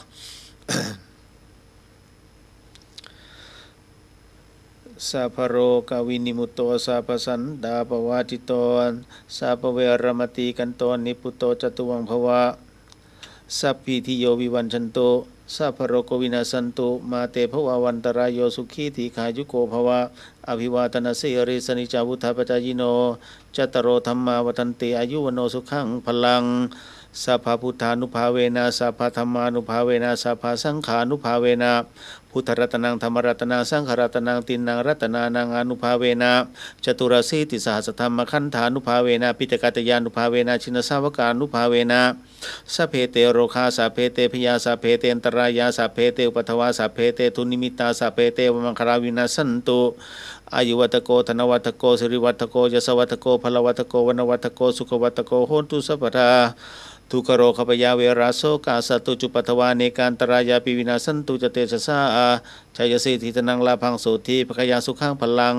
สิริอายุจวันโนจะโพคังวุฒิเจจสวาสตวสาจะอายุจะชีวสิทธิพวันตุเตสาธุสาธุสาธุนะฮะเอาละเรียบร้อยนะจบคนเดียวในตัว มีผู้ถามฮะเดี๋ยวนะครับขออนุญาตนิดหนึ่งตึ๊ดคุณณัฐศรีสวัสดีครับพี่เดียวสวัสดีครับผมนะฮะมีน้องถามมาว่าเป็นลูกศิษย์พระดียังไงแล้วเราจะรู้ได้ยังไงว่า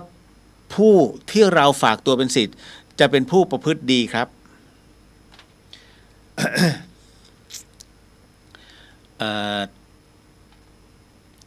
เอาใกล้ตัวนะ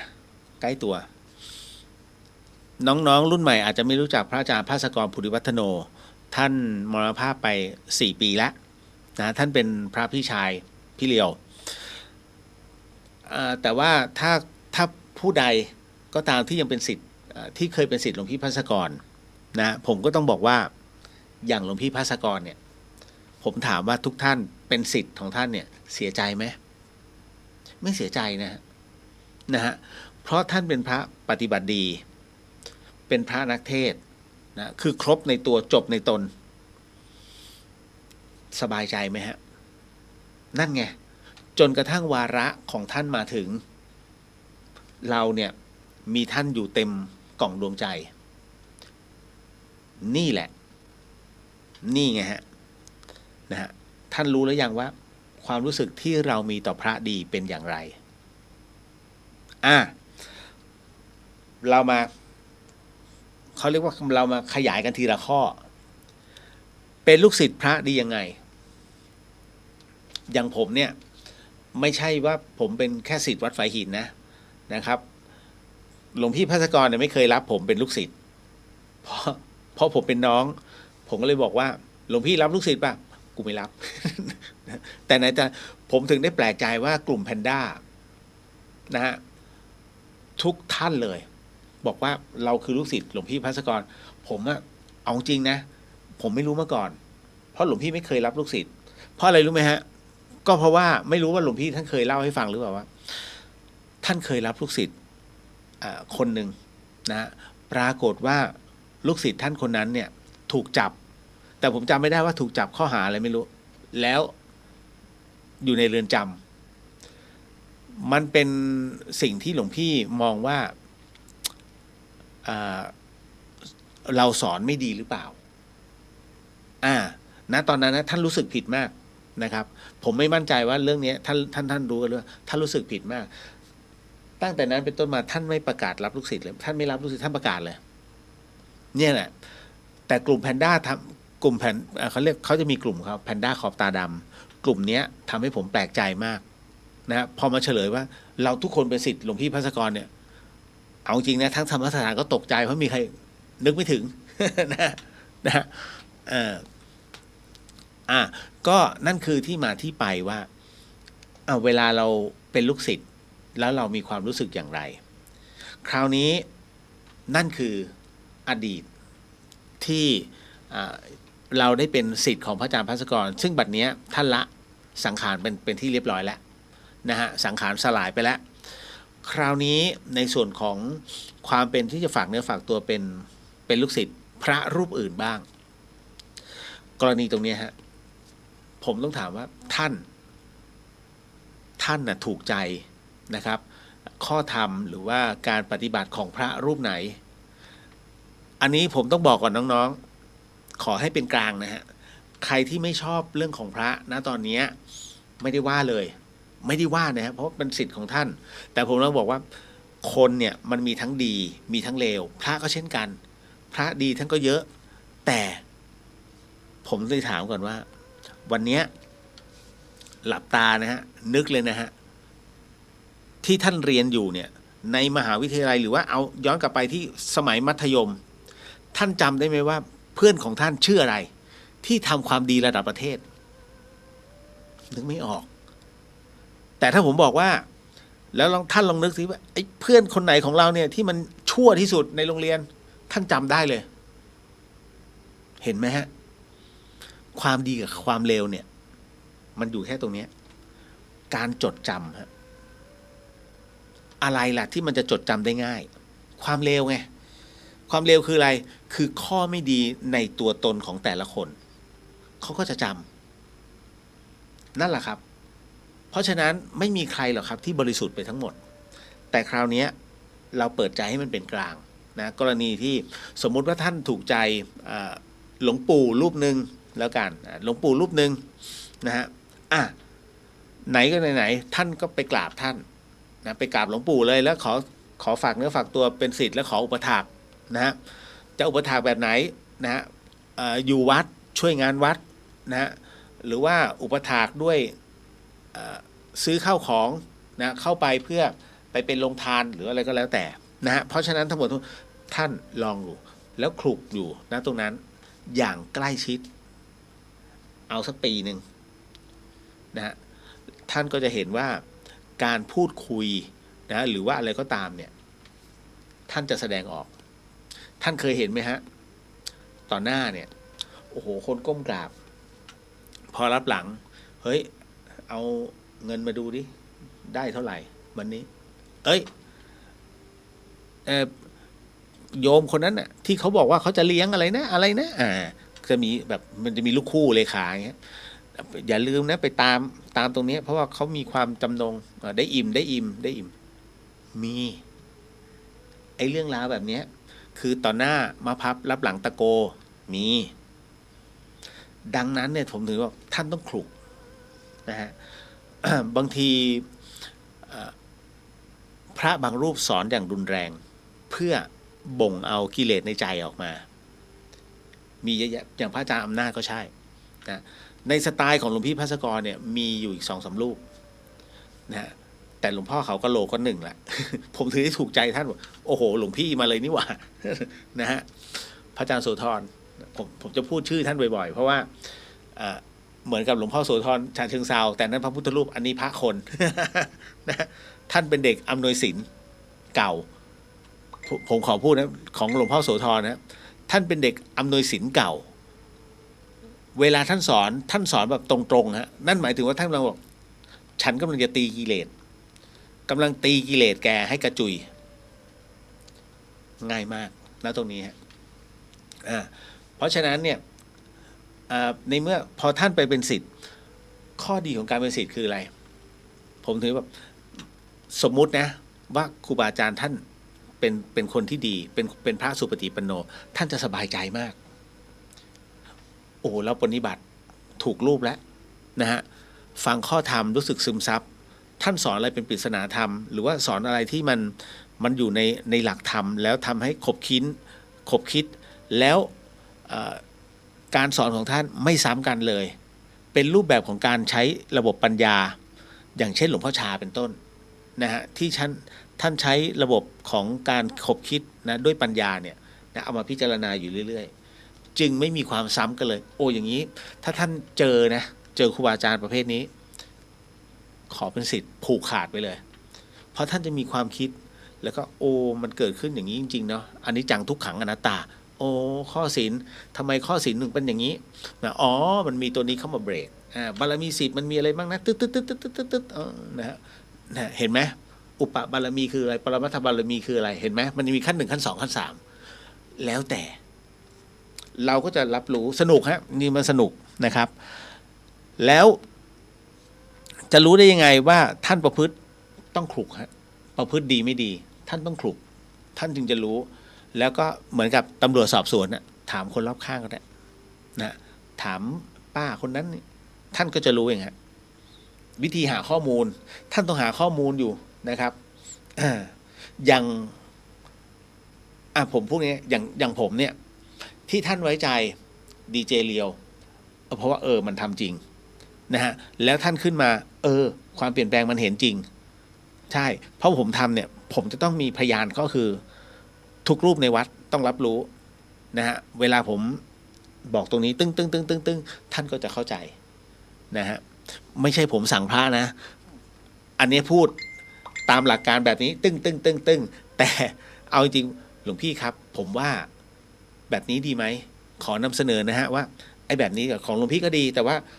ของผมเป็นแบบนี้หลวงพี่ว่าไงอันไหนดีกว่าอันไหนง่ายกว่าส่วนใหญ่ก็เอาของพี่หนานแล้วกันคือเป็นการแชร์ไอเดีย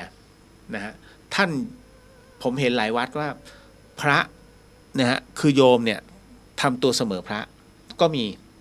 ส่วนพระเองเนี่ยผมถึงได้บอกว่าพระวินัยมันเริ่มหย่อนยานพระมักจะพูดคำว่าผมว่านะครับไม่ได้นะฮะอันนี้คืออาบัติพูด1 คำอาบัติ1 ครั้งพี่เลี้ยวไม่ได้โยมหรือว่าโยมพี่หนานอย่างนี้ได้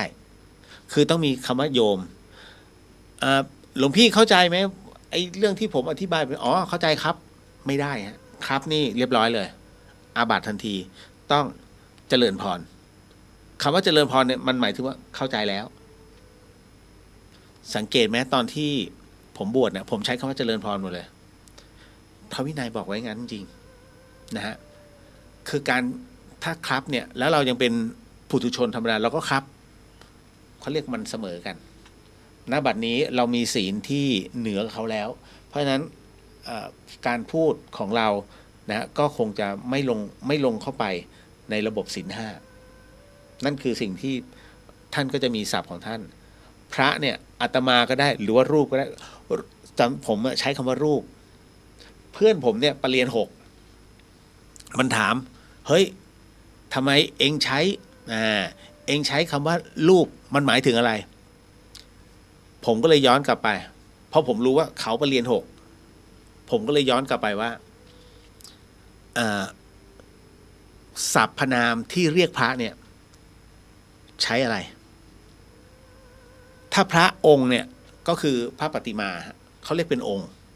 แต่ถ้าพระคนเขาเรียกรูปดังนั้นเนี่ยคำว่ารูปเนี่ยจึงเป็นสรรพนามที่เรียกตัวพระตั้งแต่สมัยอยุธยาตั้งแต่สมัยอยุธยาตอนต้นเลยฮะใช้คำว่ารูปว่าสมเด็จโตก็ใช้คำว่ารูปนะฮะนั่นแหละฮะก็เพิ่งมาใช้คำว่าอาตมาได้ประมาณต้นรัตนโกสินทร์นะค่อยๆใช้คำว่าอาตมานะครับเมื่อก่อนใช้คำว่ารูปหมดนะฮะก็แลกเปลี่ยนความรู้แค่นั้นเอง เอาละต่อมาแม้รู้ว่าความตายเป็นเรื่องการลาจาก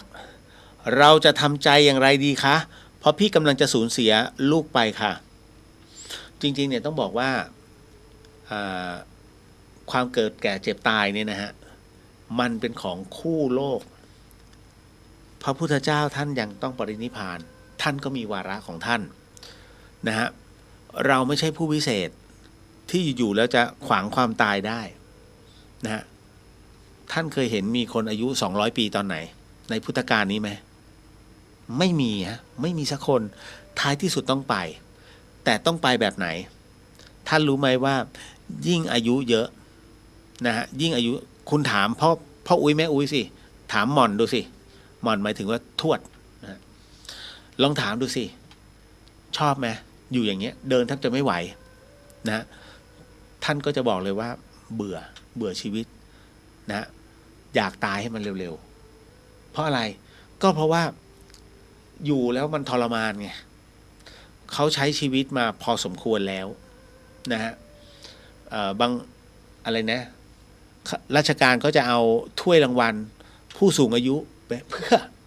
เขาอายุยืนดีอยู่แล้วไม่ต้องเอาถ้วยรางวัลลงมาไปให้เขาหรอก นะฮะประกวดอายุยืนอย่างเงี้ยนะไม่ประกวดอายุสั้น นะฮะ เพราะฉะนั้นณตรงนี้ต้องบอกว่าเรื่องความตายนะมันเป็นเรื่องปกตินะครับเกิดแก่เจ็บตายเป็นกฎไตรลักษณ์ครับนะฮะดังนั้นพระพุทธเจ้าเองเนี่ยท่านจึงบอกว่าสิ่งที่อยู่ใกล้ตัวเรามากที่สุดคือความตายเราไม่รู้ตอนนี้เหมือนผมอะกำลังจัดอยู่อีกไม่กี่วินาทีข้างหน้าผมอาจจะตายก็ตรงนี้เลยเราไม่รู้ไงฮะเพราะฉะนั้นท่านจึงให้พิจารณามรณานุสติตลอดเวลาดังนั้นในกรณีตรงนี้นี่เองเนี่ยฮะเมื่อเราจะรู้ว่าสูญเสีย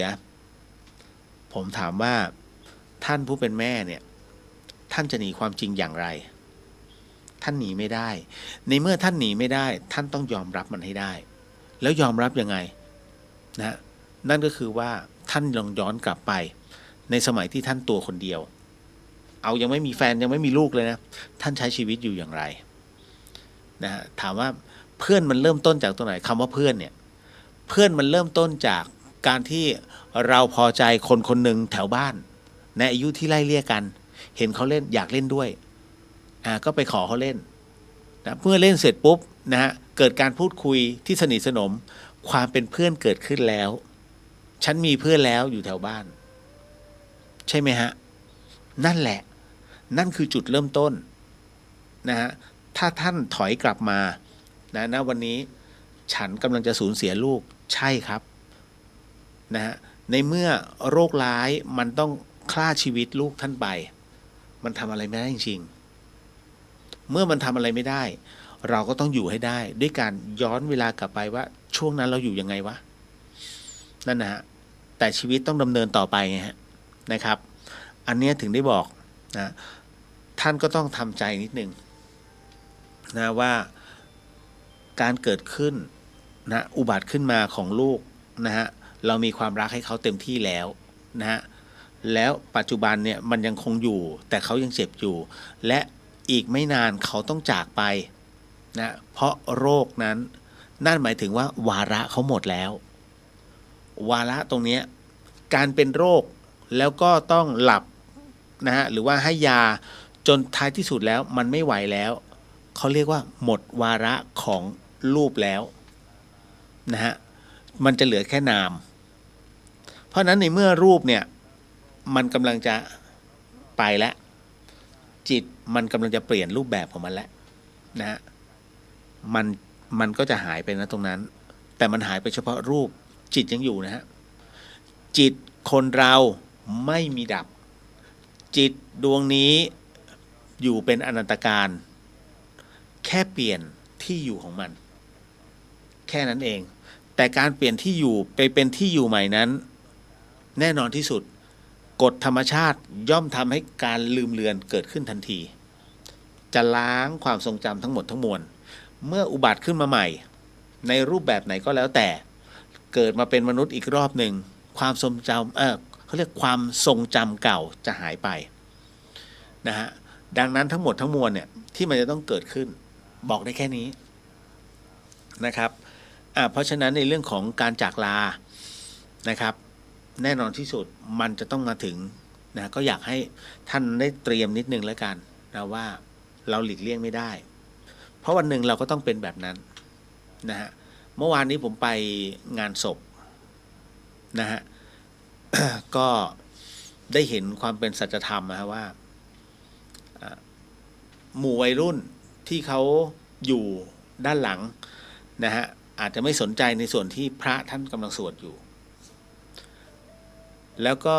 หลังจากที่งานจบลงนะน้องๆกลุ่มนั้นก็มาร้องประสานเสียงนะเพื่อเป็นการเคารพเรียกว่ามอบความสุขสดใสให้กับแขกผู้มีเกียรติที่มาในงานนะฮะ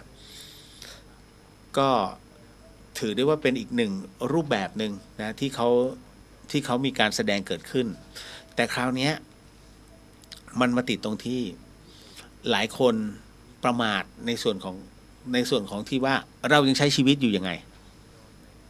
นะฮะท่านกำลังประมาทนะเพราะว่าท้ายที่สุดแล้วนะวันนั้นอาจจะเกิดอะไรขึ้นกับใครสักคนหนึ่งก็ได้ซึ่งเราเองเนี่ยเท่านั้นที่จะรู้ตามวาระของมันตายปุ๊บยังไม่ไปไหนนะมันยังอยู่ตรงนั้นเพราะฉะนั้นเนี่ยเดี๋ยวนิดนึงเดี๋ยวจะมีเรื่องหลอนเนี่ยอยู่ตรงนี้เลยต่อมาตอนนี้มีแต่คฤหัสถ์สอนธรรมกันทั้งนั้น ขนาดคุณเลียวยังสอนด้วยเลยแล้วพระท่านทำไมไม่สอนกันบ้างคะเดี๋ยวนะผมไม่ได้สอนธรรมนะฮะธรรมะเป็นสิ่งที่คู่โลกมาตั้งนานแล้วก่อนพุทธเจ้าด้วยซ้ำธรรมะเนี่ยมันมีก่อนพระพุทธเจ้านะฮะพอพระพุทธเจ้าท่านอุบัติขึ้นมาพระพุทธเจ้าท่านได้ทำหน้าที่ในการพิจารณาธรรมชาติทั้งหมดแล้วท่านเรียงร้อยออกมาเป็นลำดับขั้นตอนให้เราได้จดจำนะฮะ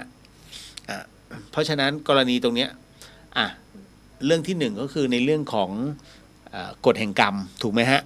มันจะมีด้วยกัน4เรื่องนะกฎแห่งกรรมเรื่องที่2เป็นเรื่องของกฎไตรลักษณ์ถูกไหมเกิดขึ้นตั้งอยู่ดับไปเรื่องที่3เป็นกฎแห่งอริยสัจ4นะฮะทุกข์สมุทัยนิโรธและมรรคนะฮะและกฎสุดท้ายเขาเรียกกฎแห่งการโยงใยนะฮะอิทัปปัจจยตาเป็นในเรื่องของกงล้อแห่งทุกข์นั่นก็คือปฏิจจสมุปบาททั้งหมดทั้งมวลเนี่ยครอบคลุมนะการเกิดของมนุษย์การเกิดของสรรพสิ่งนะการดำรงไปของสรรพสิ่งทั้งหมดทั้งมวลเลยกฎธรรมชาติที่พระพุทธเจ้านั้นท่านพิจารณาเอามาไว้ตรงนี้ให้แล้วนะฮะยกตัวอย่างมา1ตัวอย่างอะไรก็ได้ และเอามาเทียบกับไอ้กฎ4 กฎของพระพุทธองค์เนี่ยตรงไม่ข้อใดก็ข้อหนึ่งทุกรูปแบบเพราะฉะนั้นบนโลกใบนี้ธรรมะเกิดขึ้นเนี่ยได้4 กฎเนี่ยฮะทั้งนั้นเลยนะฮะผมไม่ได้สอนท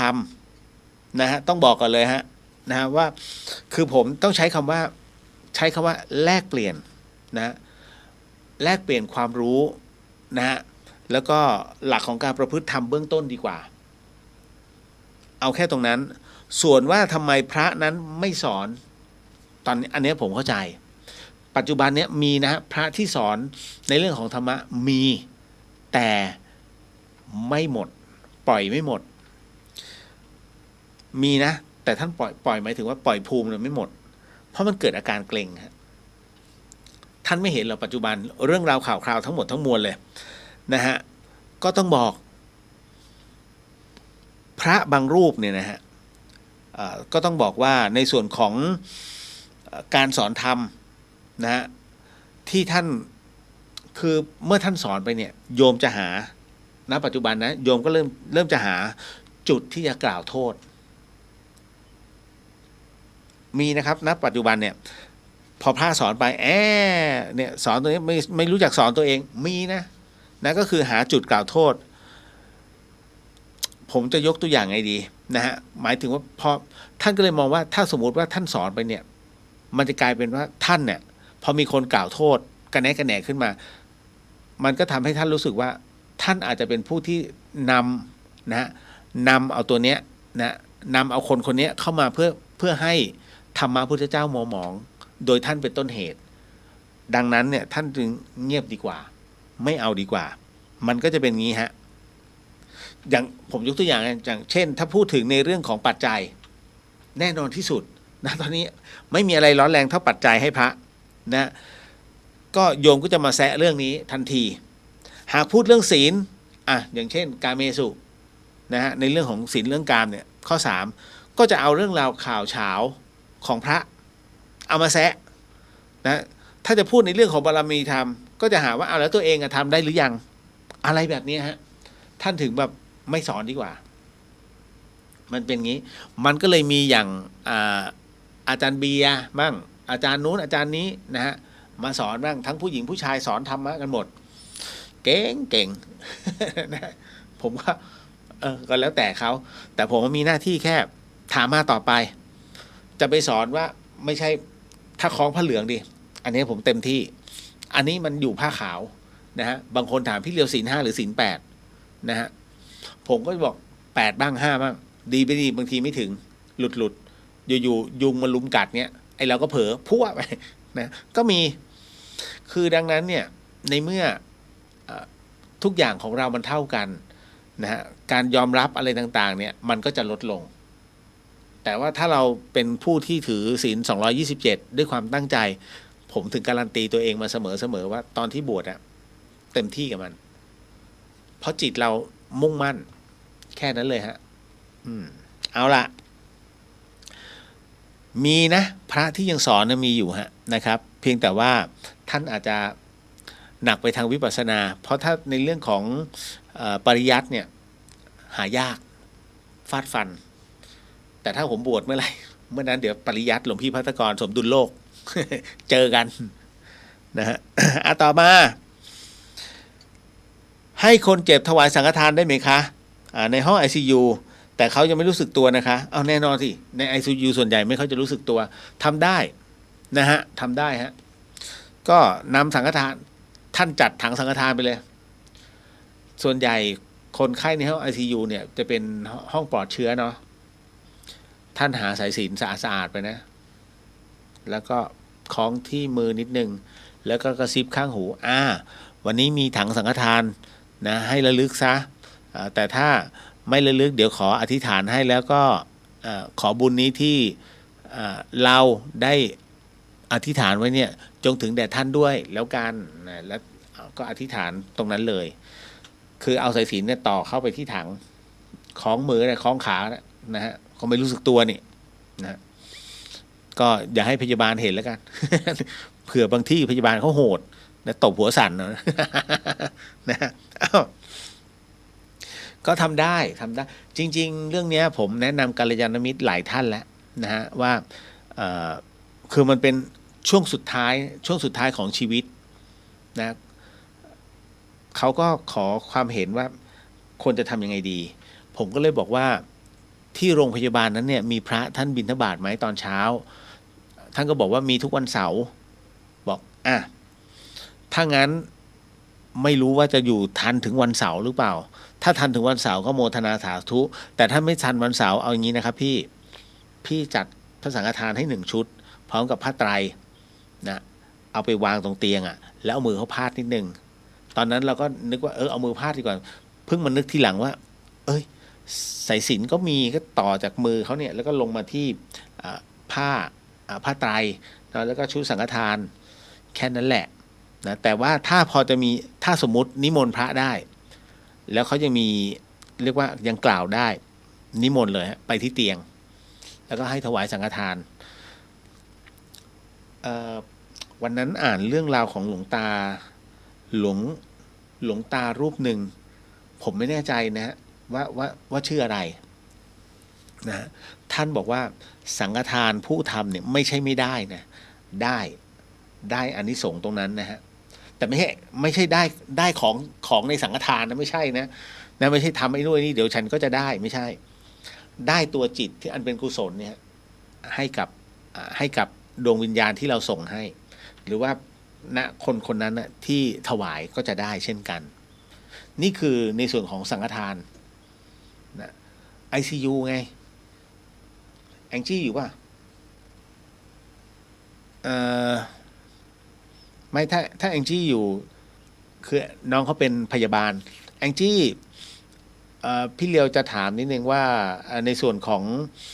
โรงพยาบาลคือน้องเขาอยู่โรงพยาบาลเสมิงนะ ICU ที่เสมิงเนี่ยเอาพระท่านเอาเข้าได้ไหมไม่ใช่นิมนต์เข้าไป ให้โยมถวายสังฆทานได้ไหมตอบพี่เลียวมาหน่อยแล้วกันเนาะคุณเฉลิมพลสวัสดีครับสวัสดีครับนะฮะคุณนัทสวัสดีค่ะทิศเลียวสวัสดีครับผมนะฮะอันนี้ช่วยบอกก่อนแล้วกันเนาะคนเจ็บนะฮะเพื่อไม่ให้เสียเวลาขออนุญาตผมไปเข้าเรื่องทาง3 แพร่งก่อนที่เป็นคำถามอื่นเดี๋ยวแป๊บหนึ่งนะฮะเดี๋ยวนะผมกำลังหา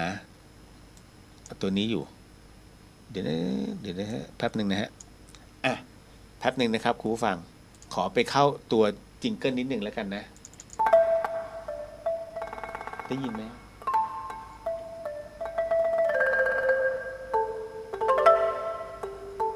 วิทยุได้ยิน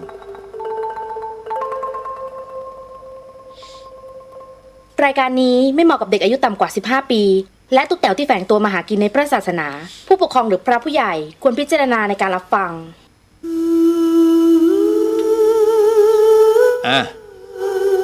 ซาวมาแล้วคุณผู้ฟังครับสิ่งที่คุณผู้ฟังกำลังจะได้ยินได้ฟังเรื่องราวจากพี่เลียวต่อไปนี้นั้นอย่าเชื่อนะฮะให้ฟังหูไว้หูแล้วก็ใช้วิจารณญาณทุกครั้งในการรับฟังเรื่องราวประเภทนี้ฮะข้อสำคัญอยากให้คุณผู้ฟังได้ฟังเป็นนิยายปกติแล้วจะไม่ค่อยเล่าเรื่องผีแต่ว่าตอนนี้มันจะมีเริ่มมาแล้วนะฮะเป็นในเรื่องรูปแบบของคำถามซะมากกว่าแต่ก็ให้เขาเกริ่นมานิดนึงท่านส่งมาได้นะเข้ามาที่พุทธิสิทธิ์รัตนสมบูรณ์อินบ็อกซ์เข้ามาหรือไม่ก็เรียวเดี๋ยวเขียนหรือว่าทิ้งเบอร์ไว้แล้วเดี๋ยวผมโทรกลับเองนะฮะ เอาล่ะเรื่องราวตรงนี้เป็นเรื่องราวเกี่ยวกับทาง3 แพร่งรู้จักใช่ไหมฮะทาง3 แพร่งนะครับ เป็นทางถนน3 สายมามันจะมาบรรจบกันที่บ้านหลังนี้เอาล่ะเขาบอกว่าพอดีบ้านอยู่ตรงทาง3 แพร่งซึ่งเขาว่ามันไม่ดีมาอีกแล้วเขาว่าอีกแล้ว ซึ่งเขาว่ามันไม่ดีนะฮะ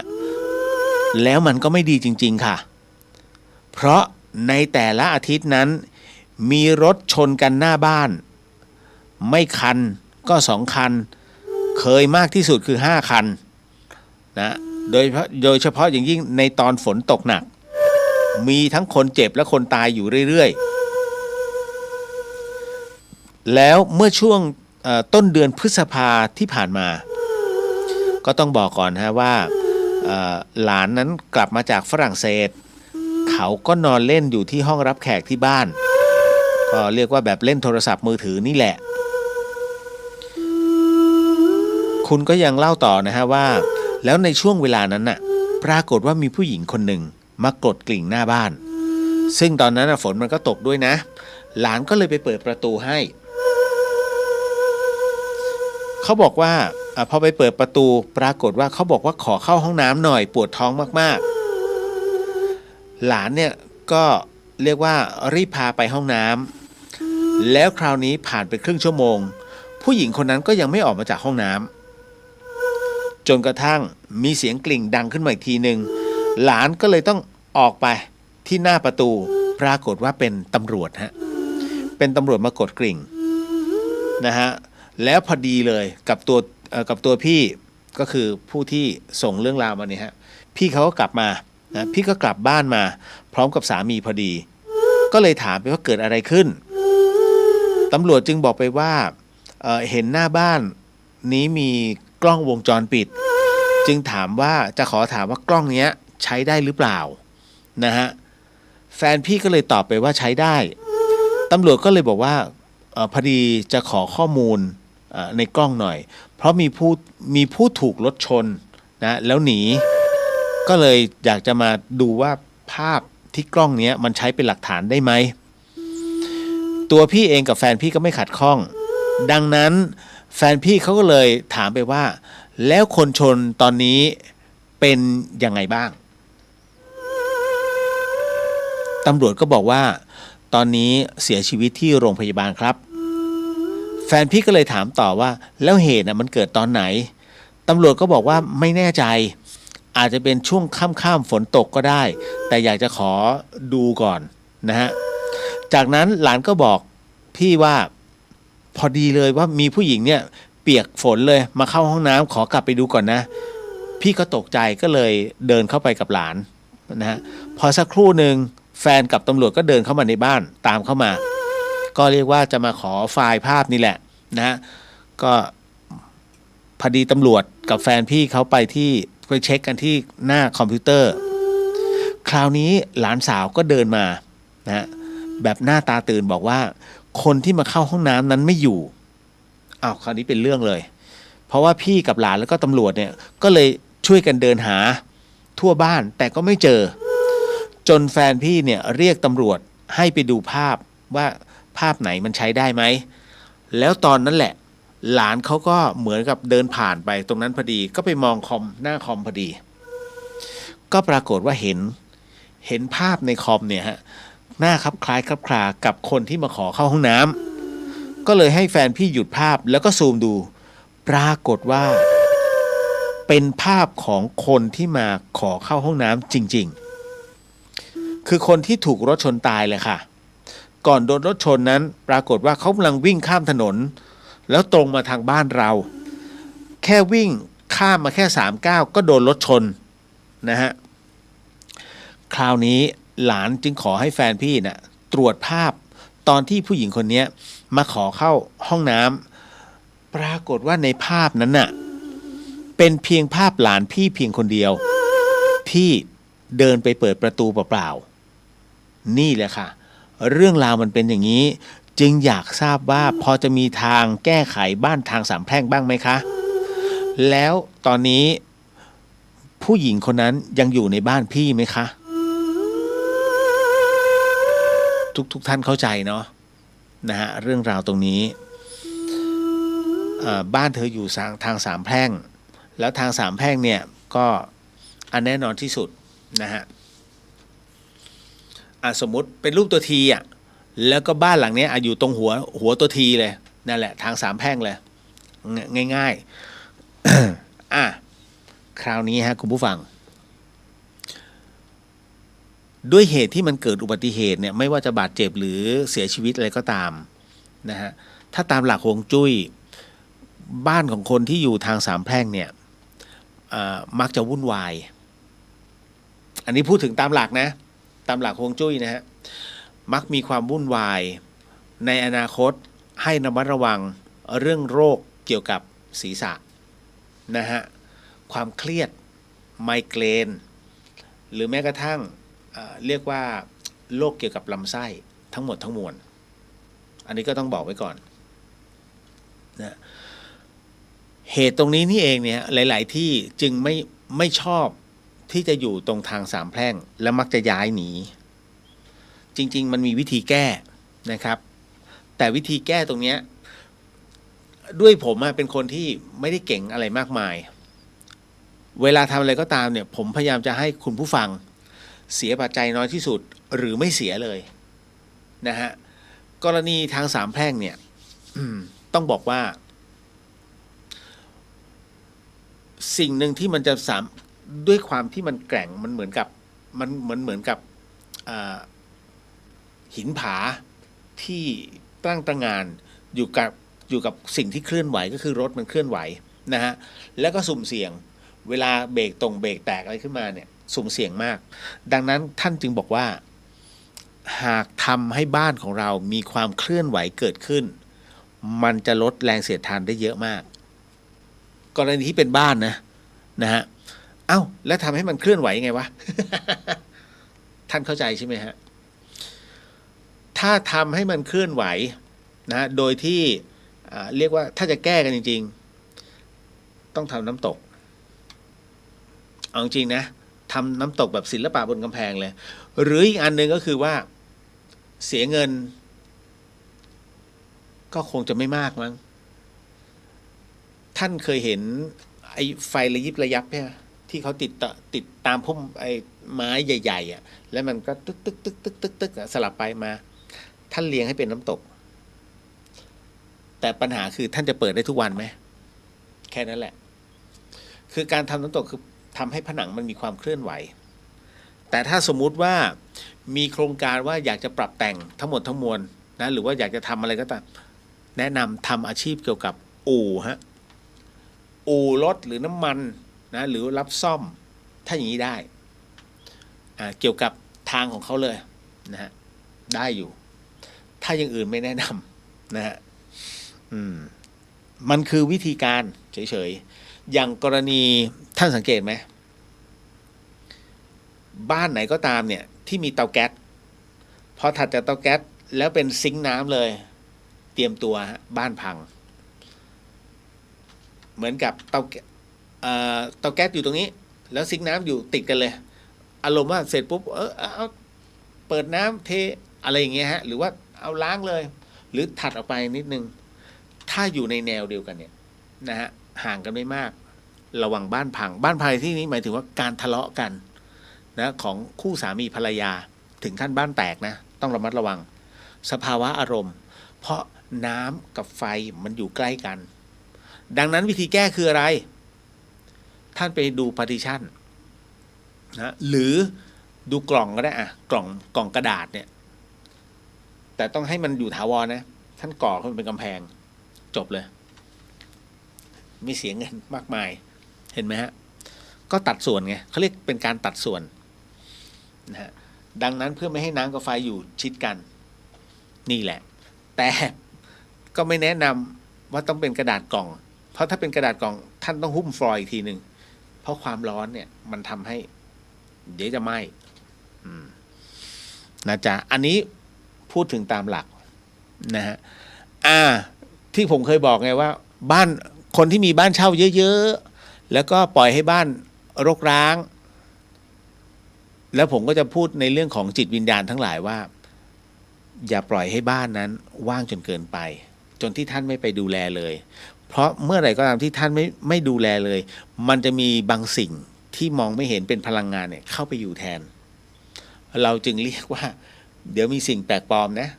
เพราะฉะนั้นท่านจึงบอกว่างั้นก็ต้องมีผู้เขาเรียกว่ามีสิ่งที่จะต้องป้องกันผมก็จะแนะนำว่าท่านดูก่อนว่าตรงไหนเป็นเรียกว่าแบ่งครึ่งด้วยสายตากลางบ้านอยู่ตรงไหนนะหรือห้องโถงเลยนะมันอยู่ตรงไหนท่านเอาตะปูมา1 ดอก แล้วจากนั้นขึ้นอธิษฐานเลยฮะ พุทโธธัมโมสังโฆก็ได้นะฮะบูชาพระรัตนตรัยไปเสร็จปุ๊บอิติปิโสไปนะแล้วก็ตอกแค่ให้ตะปูมันอยู่นะไม่ให้ตอกจมเลยนะตอกปั้งปั้งปั้งจนกระทั่งตะปูมันตั้งได้พอแล้วครับคราวนี้ท่านจะไม่อยู่เป็นเดือนก็ได้เพราะตรงตะปูเขาเรียกตะปูสะกดเพื่อให้รับรู้ว่าบ้านนี้มีเจ้าของนะแต่ถ้าเป็นบ้านมือสองมือสามซึ่งมันมีเรื่องราวเกิดขึ้นตอนนี้เรากำลังเข้าสู่เรื่องอะไรตอบคำถามนะ แล้วมันมีเรื่องราวเกิดขึ้นเขาให้เช่าบ้านในราคาถูกนะ4 ห้องนอน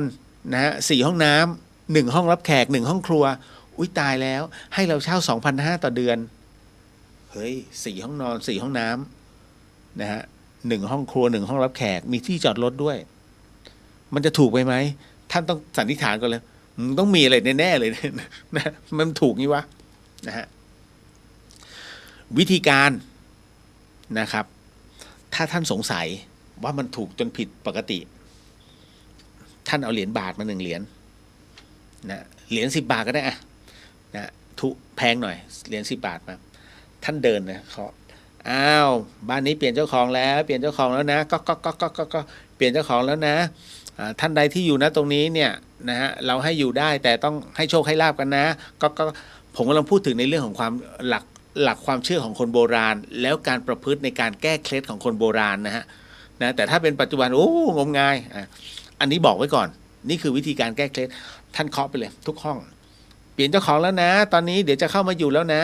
เราเป็นเจ้าของที่นี่ถ้ามีอะไรก็เอื้อเฟื้อเผื่อแผ่ซึ่งกันและกันหากไม่มีที่ไปแต่ถ้ามีที่ไปแล้วก็ไปที่ดีที่ชอบเนอะอย่าใช้คำว่าที่ชอบถ้าเขาตอบว่ากูชอบที่นี่จบเลยนะใช่ถ้ามีที่อื่นที่ดีกว่าที่นี่ก็ไปเนอะนะฮะอย่ารบกวนกันเลยเปลี่ยนเจ้าของแล้วเคาะไปบอกไปนะแล้วมันก็สงบเองอันเนี้ยผมไม่บอกว่าใครใช้แต่เป็นถึงท่านเป็นถึงด็อกเตอร์ใช้สูตรนี้เราได้ผลด้วยนะเห็นไหมใครบอกว่าผู้ที่มีการศึกษาสูงไม่เชื่อเรื่องราวเหล่านี้นะฮะเพราะบางท่านเนี่ยสัมผัสด้วยตัวเองท่านเชื่อไหมอาจารย์หมอทั้งหลายเนี่ยนะครับที่เรียกว่าเป็นรุ่นใหญ่เลยนะท่านเชื่อไหมเขาเชื่อเรื่องนี้เพราะเขาเจอโดยตรงแต่เขาพูดไม่ได้นะอาจารย์หมอเหล่านี้จะพูดก็คือไม่ลูกคนใดคนหนึ่งที่เป็นลูกสุดที่รักกับภรรยาเรื่องจิตวิญญาณในโรงพยาบาลนะโดนทุกคนนะถามน้องพยาบาลได้ทุกที่มันมีแต่ว่าเขาจะพูดไปทำไมล่ะเพียงแต่ว่าโรงพยาบาลจะจัดทำบุญอยู่เรื่อยๆท่านไม่สังเกตเหรอทำไมแบบคณะแพทย์ทำบุญทีไปกันเพียบเลยเพราะมันมีเรื่องราวเกิดขึ้นแล้วทุกท่านประสบด้วยตัวเองแล้วดังนั้นเขาจึงเอาไปเติมบุญหน่อยแค่นั้นแหละเรื่องของเรื่องแต่บางคนก็ไม่เคยเจอก็มีไม่ใช่ไม่มีนะเพราะว่าอันนั้นคือเหมือนกับยังไม่ถึงเวลาเขาจะให้เจอทุกคนเป็นไปไม่ได้นะเมืองไทยฮะ บทหรือว่า The World เนี่ยเป็นเมืองของมนุษย์ไม่ใช่เมืองผีแต่ถามว่ามันมีพลังงานหมดแหละทุกชาติมีเรื่องราวเหล่านี้ดังนั้นมันเป็นเรื่องที่ท่านต้องขบคิดนะว่าไอ้การที่เราบอกว่าเรื่องจิตวิญญาณงมงายเนี่ยตกลงคนที่ไม่เชื่องมงายหรือว่าคนที่เชื่องมงายมันมี2 อย่างนะแล้วเรื่องราวของจิตเนี่ยผมเอาพูดง่ายๆเรื่องผีแล้วกันเรื่องผีวิญญาณเนี่ยผมพูดเป็นสมมุติฐานเล่นๆนะฮะโทรศัพท์มือถือของเราเนี่ยตั้งแต่รุ่น Motorola Nokia รุ่นแรกๆเลยเอารุ่นกระดูกหมาถ้าเข้ามาเนี่ยจำไม่ผิดมันปี2930ประมาณนี้ไม่สิปี30ปี28จนถึง30มันเป็นโทรศัพท์ดาวเทียมไอกระดูกหมาที่เป็นหิ้วไอตัวเนี้ย200,000นะ แล้วตัวเนี้ยปัจจุบันยังมีใช้อยู่นะของ Motorola นะฮะไอ้ตัวเนี้ยใช้เป็นระบบวิทยุคลื่นสั้นซึ่งยังมีขายอยู่นะฮะแล้วเขาใช้กันในหมดส่วนใหญ่ใช้แบบชายแดนเพราะว่ามันถึงกันต่อให้โทรศัพท์ล่มไอ้นี่ยังใช้ได้กันอยู่เห็นไหมเวิร์กนะปัจจุบันยังใช้ได้แต่ที่โทรศัพท์มือถือที่เป็นเครือข่ายทั้งหมดทั้งมวลจริงๆเลยเนี่ยมันจะอยู่ในช่วงปี34นะ3435ประมาณเนี้ย2534 2535เพราะตอนนั้นมันจะมีแพ็กลิงก์นะโฟนลิงก์ซึ่งคุณจะบอกรักใครเนี่ยมันจะมีตัวกลางเนี่ยนะมีอยู่เนี่ยรู้หมด นะคุณจะไปกับเมียน้อยไอ้นี่ก็รู้หมด นะเพราะฉะนั้นเนี่ยมันก็จะมีเหล่านี้และแต่ว่าพอมีมือถือปุ๊บมันไม่ต้องผ่านคนกลางไงนั่นแหละให้หลับตานึกตรงนั้นนะฮะว่าไอ้ก่อนที่โทรศัพท์มันจะเข้ามาเนี่ยและทุกชาติเนี่ยชาติไทยก็มีเรื่องผีวิญญาณเกาหลีก็มีผีวิญญาณอิจูออนมันออกมาจากนะฮะบ่อน้ำแล้วต้องคานออกมาญี่ปุ่นก็มีผีล่มเห็นไหมล่มที่มันมีลูกตาลอยไปลอยมามีคินุกุมีอะไรนะตุ๊กตาไล่ฝนอินโดมีเช่นกันพม่าก็มีอินเดียก็มีเรื่องผีนะฮะอียิปต์ยังมีมัมมี่เดินได้จำได้ไหมมีสมัยก่อนนะฮะเดคิรานะครับแล้วก็มาเรื่องของอะไรล่ะเข้าทรงพวกลัทธิแม่มดจำได้ไหมลัทธิซาตานเห็นไหมมันมาแล้วเริ่มตีขยายวงกว้างแล้วนะฮะแล้วก็มาถึงในเรื่องอเมริกาใต้วูดูนะฮะเป็นศาสตร์วูดูใช้ผีดิบปลุกผีดิบขึ้นมาใช้งานนะครับโอ้เยอะมากตกลงมันมีมาก่อนโทรศัพท์มือถือนะมีมาก่อนอินเทอร์เน็ตเกิดขึ้นแต่คนที่ไม่เชื่อก็จะบอกว่าเฮ้ยโม้งมงายเดี๋ยวก่อนหลับตาก่อนแล้วนึกก่อนมันมีกันทุกประเทศเลยตกลงใครข้ามคือนะใครงมงายนะฮะซึ่งมันพิสูจน์ไม่ได้เรื่องราวเหล่านี้ฮะแต่มันมีทั่วโลกเกือบมันมีทุกประเทศเลยนะฮะแม้กระทั่งหมู่เกาะเฮติยังมีเรื่องราวตรงนี้เรื่องราวจิตวิญญาณมันมีเพียงแต่มันพิสูจน์ไม่ได้แต่นักวิทยาศาสตร์ก็พยายามจะมันไม่มีจริงหรอกมันเดี๋ยวก่อนใจเย็นๆ มันยังไม่ถึงเวลาเพราะวิทยาศาสตร์กับพุทธศาสตร์เนี่ยมันจะบรรจบกันก็อีกเมินอีกนานเลยจนถึงสมัยพระศรีพระศรีอริยเมตไตรนั่นหมายถึงว่าพุทธศาสนากับ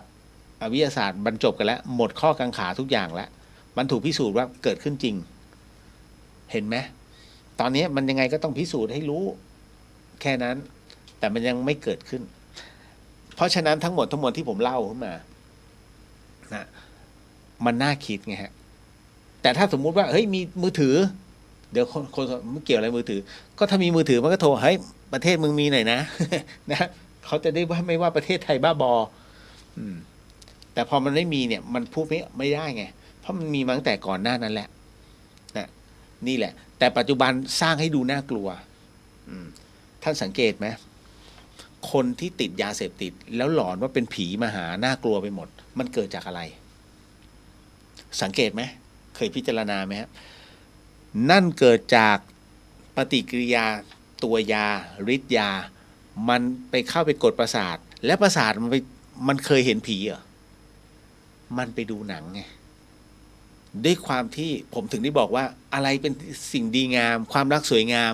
กับเรื่องผีวิญญาณที่หักคอฆ่าคนมันจำอะไรความรักสวยงามไม่จำความดีไม่จำเรื่องน่ากลัวเรื่องเละดังนั้นการสร้างหนังขึ้นมาเนี่ยสร้างเพื่อให้ดูน่ากลัวน่าเกลียดเรื่องผีวิญญาณถามว่าเคยเห็นเหรอมันมีน่าเกลียดขนาดนั้นแม้จะมีน่าเกลียดบ้างแต่มันทำอย่างนั้นจริงเหรอ มันคือการแสดงมันคือมายา แต่ไอ้คนที่เสพยาจนหลอนและภาพเหล่านั้นนะออกมาไล่ฆ่าตัวเอง เพราะตัวประสาทของมันเนี่ยดึงภาพนั้นมา แล้วที่เหลือเป็นไปตามความคิดโอ้ยไอ้ภาพนี้มันต้องมาไอ้ผีตัวนี้ต้องมาหักคอ เรียบร้อย หลอนไงแต่ในภาพจำของวิญญาณนั้นที่เขาไปดูจากสื่อ แค่นั้นเลยฮะไม่ได้มีอะไรไปมากกว่านี้ เราไม่มีสื่อไม่มีทีวี แล้วมันสูบยา คราวนี้ไม่โทษผีแล้วโทษแผ่นดินไหวโทษเหวโทษบ่อนะบ่อมีหลุมเท่าหลุมลูกหินเนี่ยมันบอกเหว เห็นไหมเนี่ยฮะประสาทแล้วพวกนี้ต่อมายังเหลืออะไรอีกนะผมไปสักยันต์จะดีไหมครับพี่หรือแทททูดีกว่าน้องจำไว้นะการสักยันต์มีข้อแม้เยอะมากข้อแม้เยอะนะฮะในเรื่องของการสักยันต์คุณด่าพ่อล่อแม่เขาไม่ได้เป็นชู้เมียชาวบ้านไม่ได้เสื่อมทันทีคุณลอดใต้ราวตากผ้าไม่ได้ห้ามกินฟักกินบวบไม่ได้ข้อห้ามเยอะนะสมมุติว่าคุณอยู่เผลอไปด่าไอ้ชอบเผือกเรียบร้อยนะไม่ได้เสื่อมทันทีเพราะฉะนั้นในสมัยก่อนเรื่องราวของการสักยันต์เนี่ยมันเป็นเรื่องที่ชายชาตรีคุณไปดูถ้าไปที่น่านนะฮะวัดภูมินทร์จะเห็นผู้ชายน่านเนี่ยถ้าสักเขาเรียกว่าความเป็นชายสักต้องสักทั้งตัวสักยันขานะตูดยังสักเลยแล้วผมก็ไม่มั่นใจว่าสักเปล่า พอถึงตรงนั้นเสร็จปุ๊บเนี่ยนะครับเขาบอกว่านี่คือความเป็นชายแล้วหูเขาจะเจาะแล้วใส่เหมือนแบบอะไรนะคล้ายๆต่างหูแต่มันเป็นสังเหมือนสังกะสีเหมือนเป็นลำโพงเสียบไปที่หูอันนี้คือผู้ชายเมืองเหนือในสมัยก่อนอันนี้ผมพูดตามภาพที่ปรากฏที่วัดภูมินทร์นะฮะที่เมืองน่านนั่นแหละอันนั้นคือความเป็นชายชาตรีแล้วไว้ออกรบมันดูเกรงขามแต่ปัจจุบันในเรื่องของพระคาถาในเรื่องของพลังจิตผมไม่เชื่อเอาจริงไม่เชื่อต่อให้เก่งแค่ไหนผมก็ไม่เชื่อนะฮะว่ามันจะขังเพราะว่ามันอาจจะมีแหละแต่ว่าผมไม่เชื่อผมแนะนำถ้าน้องอยากได้ลายดีๆไปแทททูฮะ จะเวิร์กมากในเรื่องของการแทททูชอบแบบไหนก็ได้นะถูกไอ้ที่เขาเพ้นมือผู้หญิงเพ้นมือสวยๆอะไรนะเห็นหน้าใช่ไหมอันนั้นผมว่ามันมีพลังนะแล้วก็มันเป็นงานอาร์ตผมยังชอบเลยผมชอบผู้หญิงผมไม่ได้ชอบสาวอินเดียนะแต่ผมชอบคนที่เพ้นเฮ้ยมันดูมีเสน่ห์มันอีกเรื่องหนึ่งเลยนะฮะต่อมาสุดท้ายยังไม่ทันเดี๋ยวมีโอ้โหเดี๋ยวเก็บไว้ก่อนพรุ่งนี้ไม่ได้จัดนะฮะเพราะว่าผมติดภารกิจในเรื่องของการควบคุมภาพกีฬาบาส นะฮะ3 วันติดต่อจนถึงวันอาทิตย์เลยซึ่งท่านใดที่จะไปดูกีฬาวอลเลย์บอลนะฮะเซกชันนี้ใช่ไหมชิงแชมป์ใช่ไหมชิงแชมป์โลกใช่ป่ะ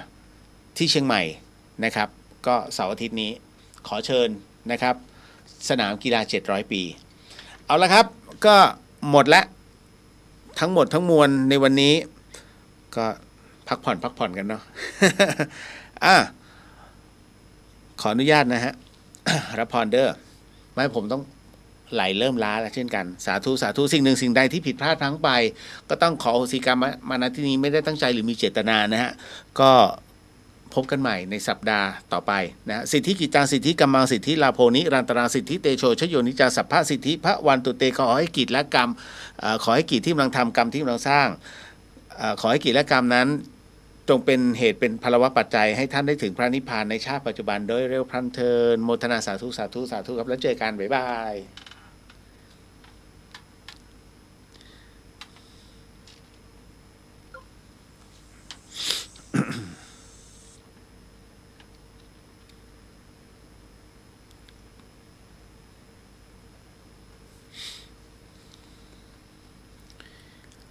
แล้วไม่คืน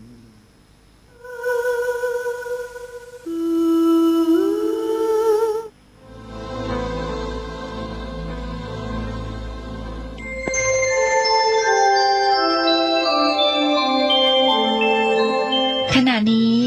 ท่านกำลังฟังสถานีวิทยุกระจายเสียงพระพุทธศาสนา FM 104.5 เมกะเฮิรตซ์ ข่าวสารเพื่อการประชาสัมพันธ์ขอเชิญชวนผู้ใจบุญใจกุศลร่วมทำบุญทอดผ้าป่าสามัคคีประจำปีพุทธศักราช 2568 เพื่อบูรณะวิหารปูพื้นกระเบื้องไวนิลตารางเมตรละ 699 บาทจำนวน 150 ตารางเมตรทำโครงเหล็กป้องกันนกรอบวิหารราดพื้นเททรายล้างหน้าวิหารราวบันไดเหล็กสแตนเลสทาสีรอบวิหารเปลี่ยนระบบไฟฟ้าปรับปรุงทัศนียภาพวิหารบูรณะปฏิสังขรณ์ถาวรวัตถุภายในวัดทอดถวายณวัดดอนตันตำบลเหมืองแก้วอำเภอแม่ริมจังหวัดเชียงใหม่ตรงกับวันเสาร์ที่1พฤศจิกายนพุทธศักราช 2568 ช่วงเช้า 9:39 นาทีเป็นต้นไปก็ขอเชิญชวนศรัทธานักศีลนักบุญทั้งหลายร่วมงานบุญทอดผ้าป่าสามัคคีครั้งนี้เพื่อบูรณะวิหารปูพื้นกระเบื้องไวนิลรวมไปถึงทำโครงเหล็กป้องกันนกรอบวิหารราดพื้นเททรายร้างหน้าวิหารราวบันไดเหล็กสแตนเลสทาสีรอบวิหารเปลี่ยนระบบไฟฟ้าปรับปรุงทัศนียภาพวิหารบูรณะปฏิสังขรณ์ถาวรวัตถุภายในวัดดอนตันตำบลเหมืองแก้วอำเภอแม่ริมจังหวัดเชียงใหม่เสาร์ที่1พฤศจิกายน 2568 นี้เชิญท่านร่วมงานร่วมบุญร่วมบริจาคได้บุญได้กุศลโดยทั่วหน้ากัน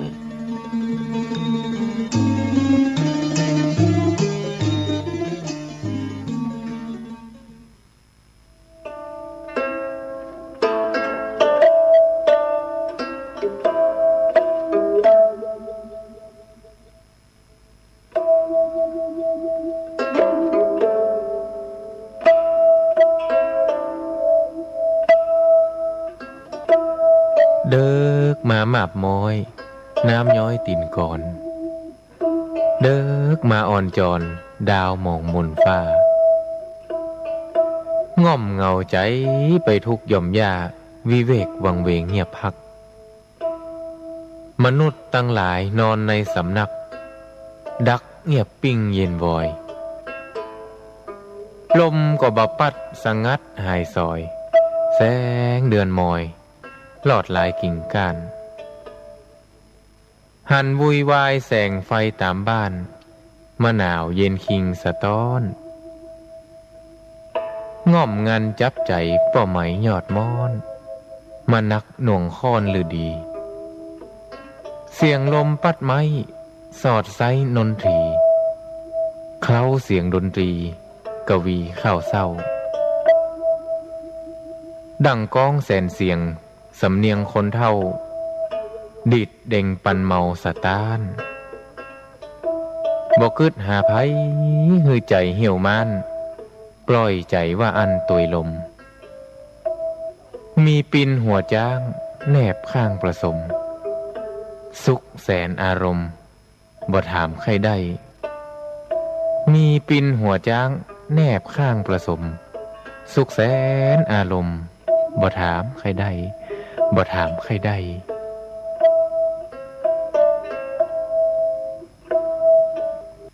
คุณกำลังฟังสถานีวิทยุเพื่อการศึกษาพระพุทธศาสนาและวัฒนธรรม FM 104.5 เมกะเฮิรตซ์คุณกำลังฟังสถานีวิทยุเพื่อการศึกษาพระพุทธศาสนาและวัฒนธรรม FM 104.5 เมกะเฮิรตซ์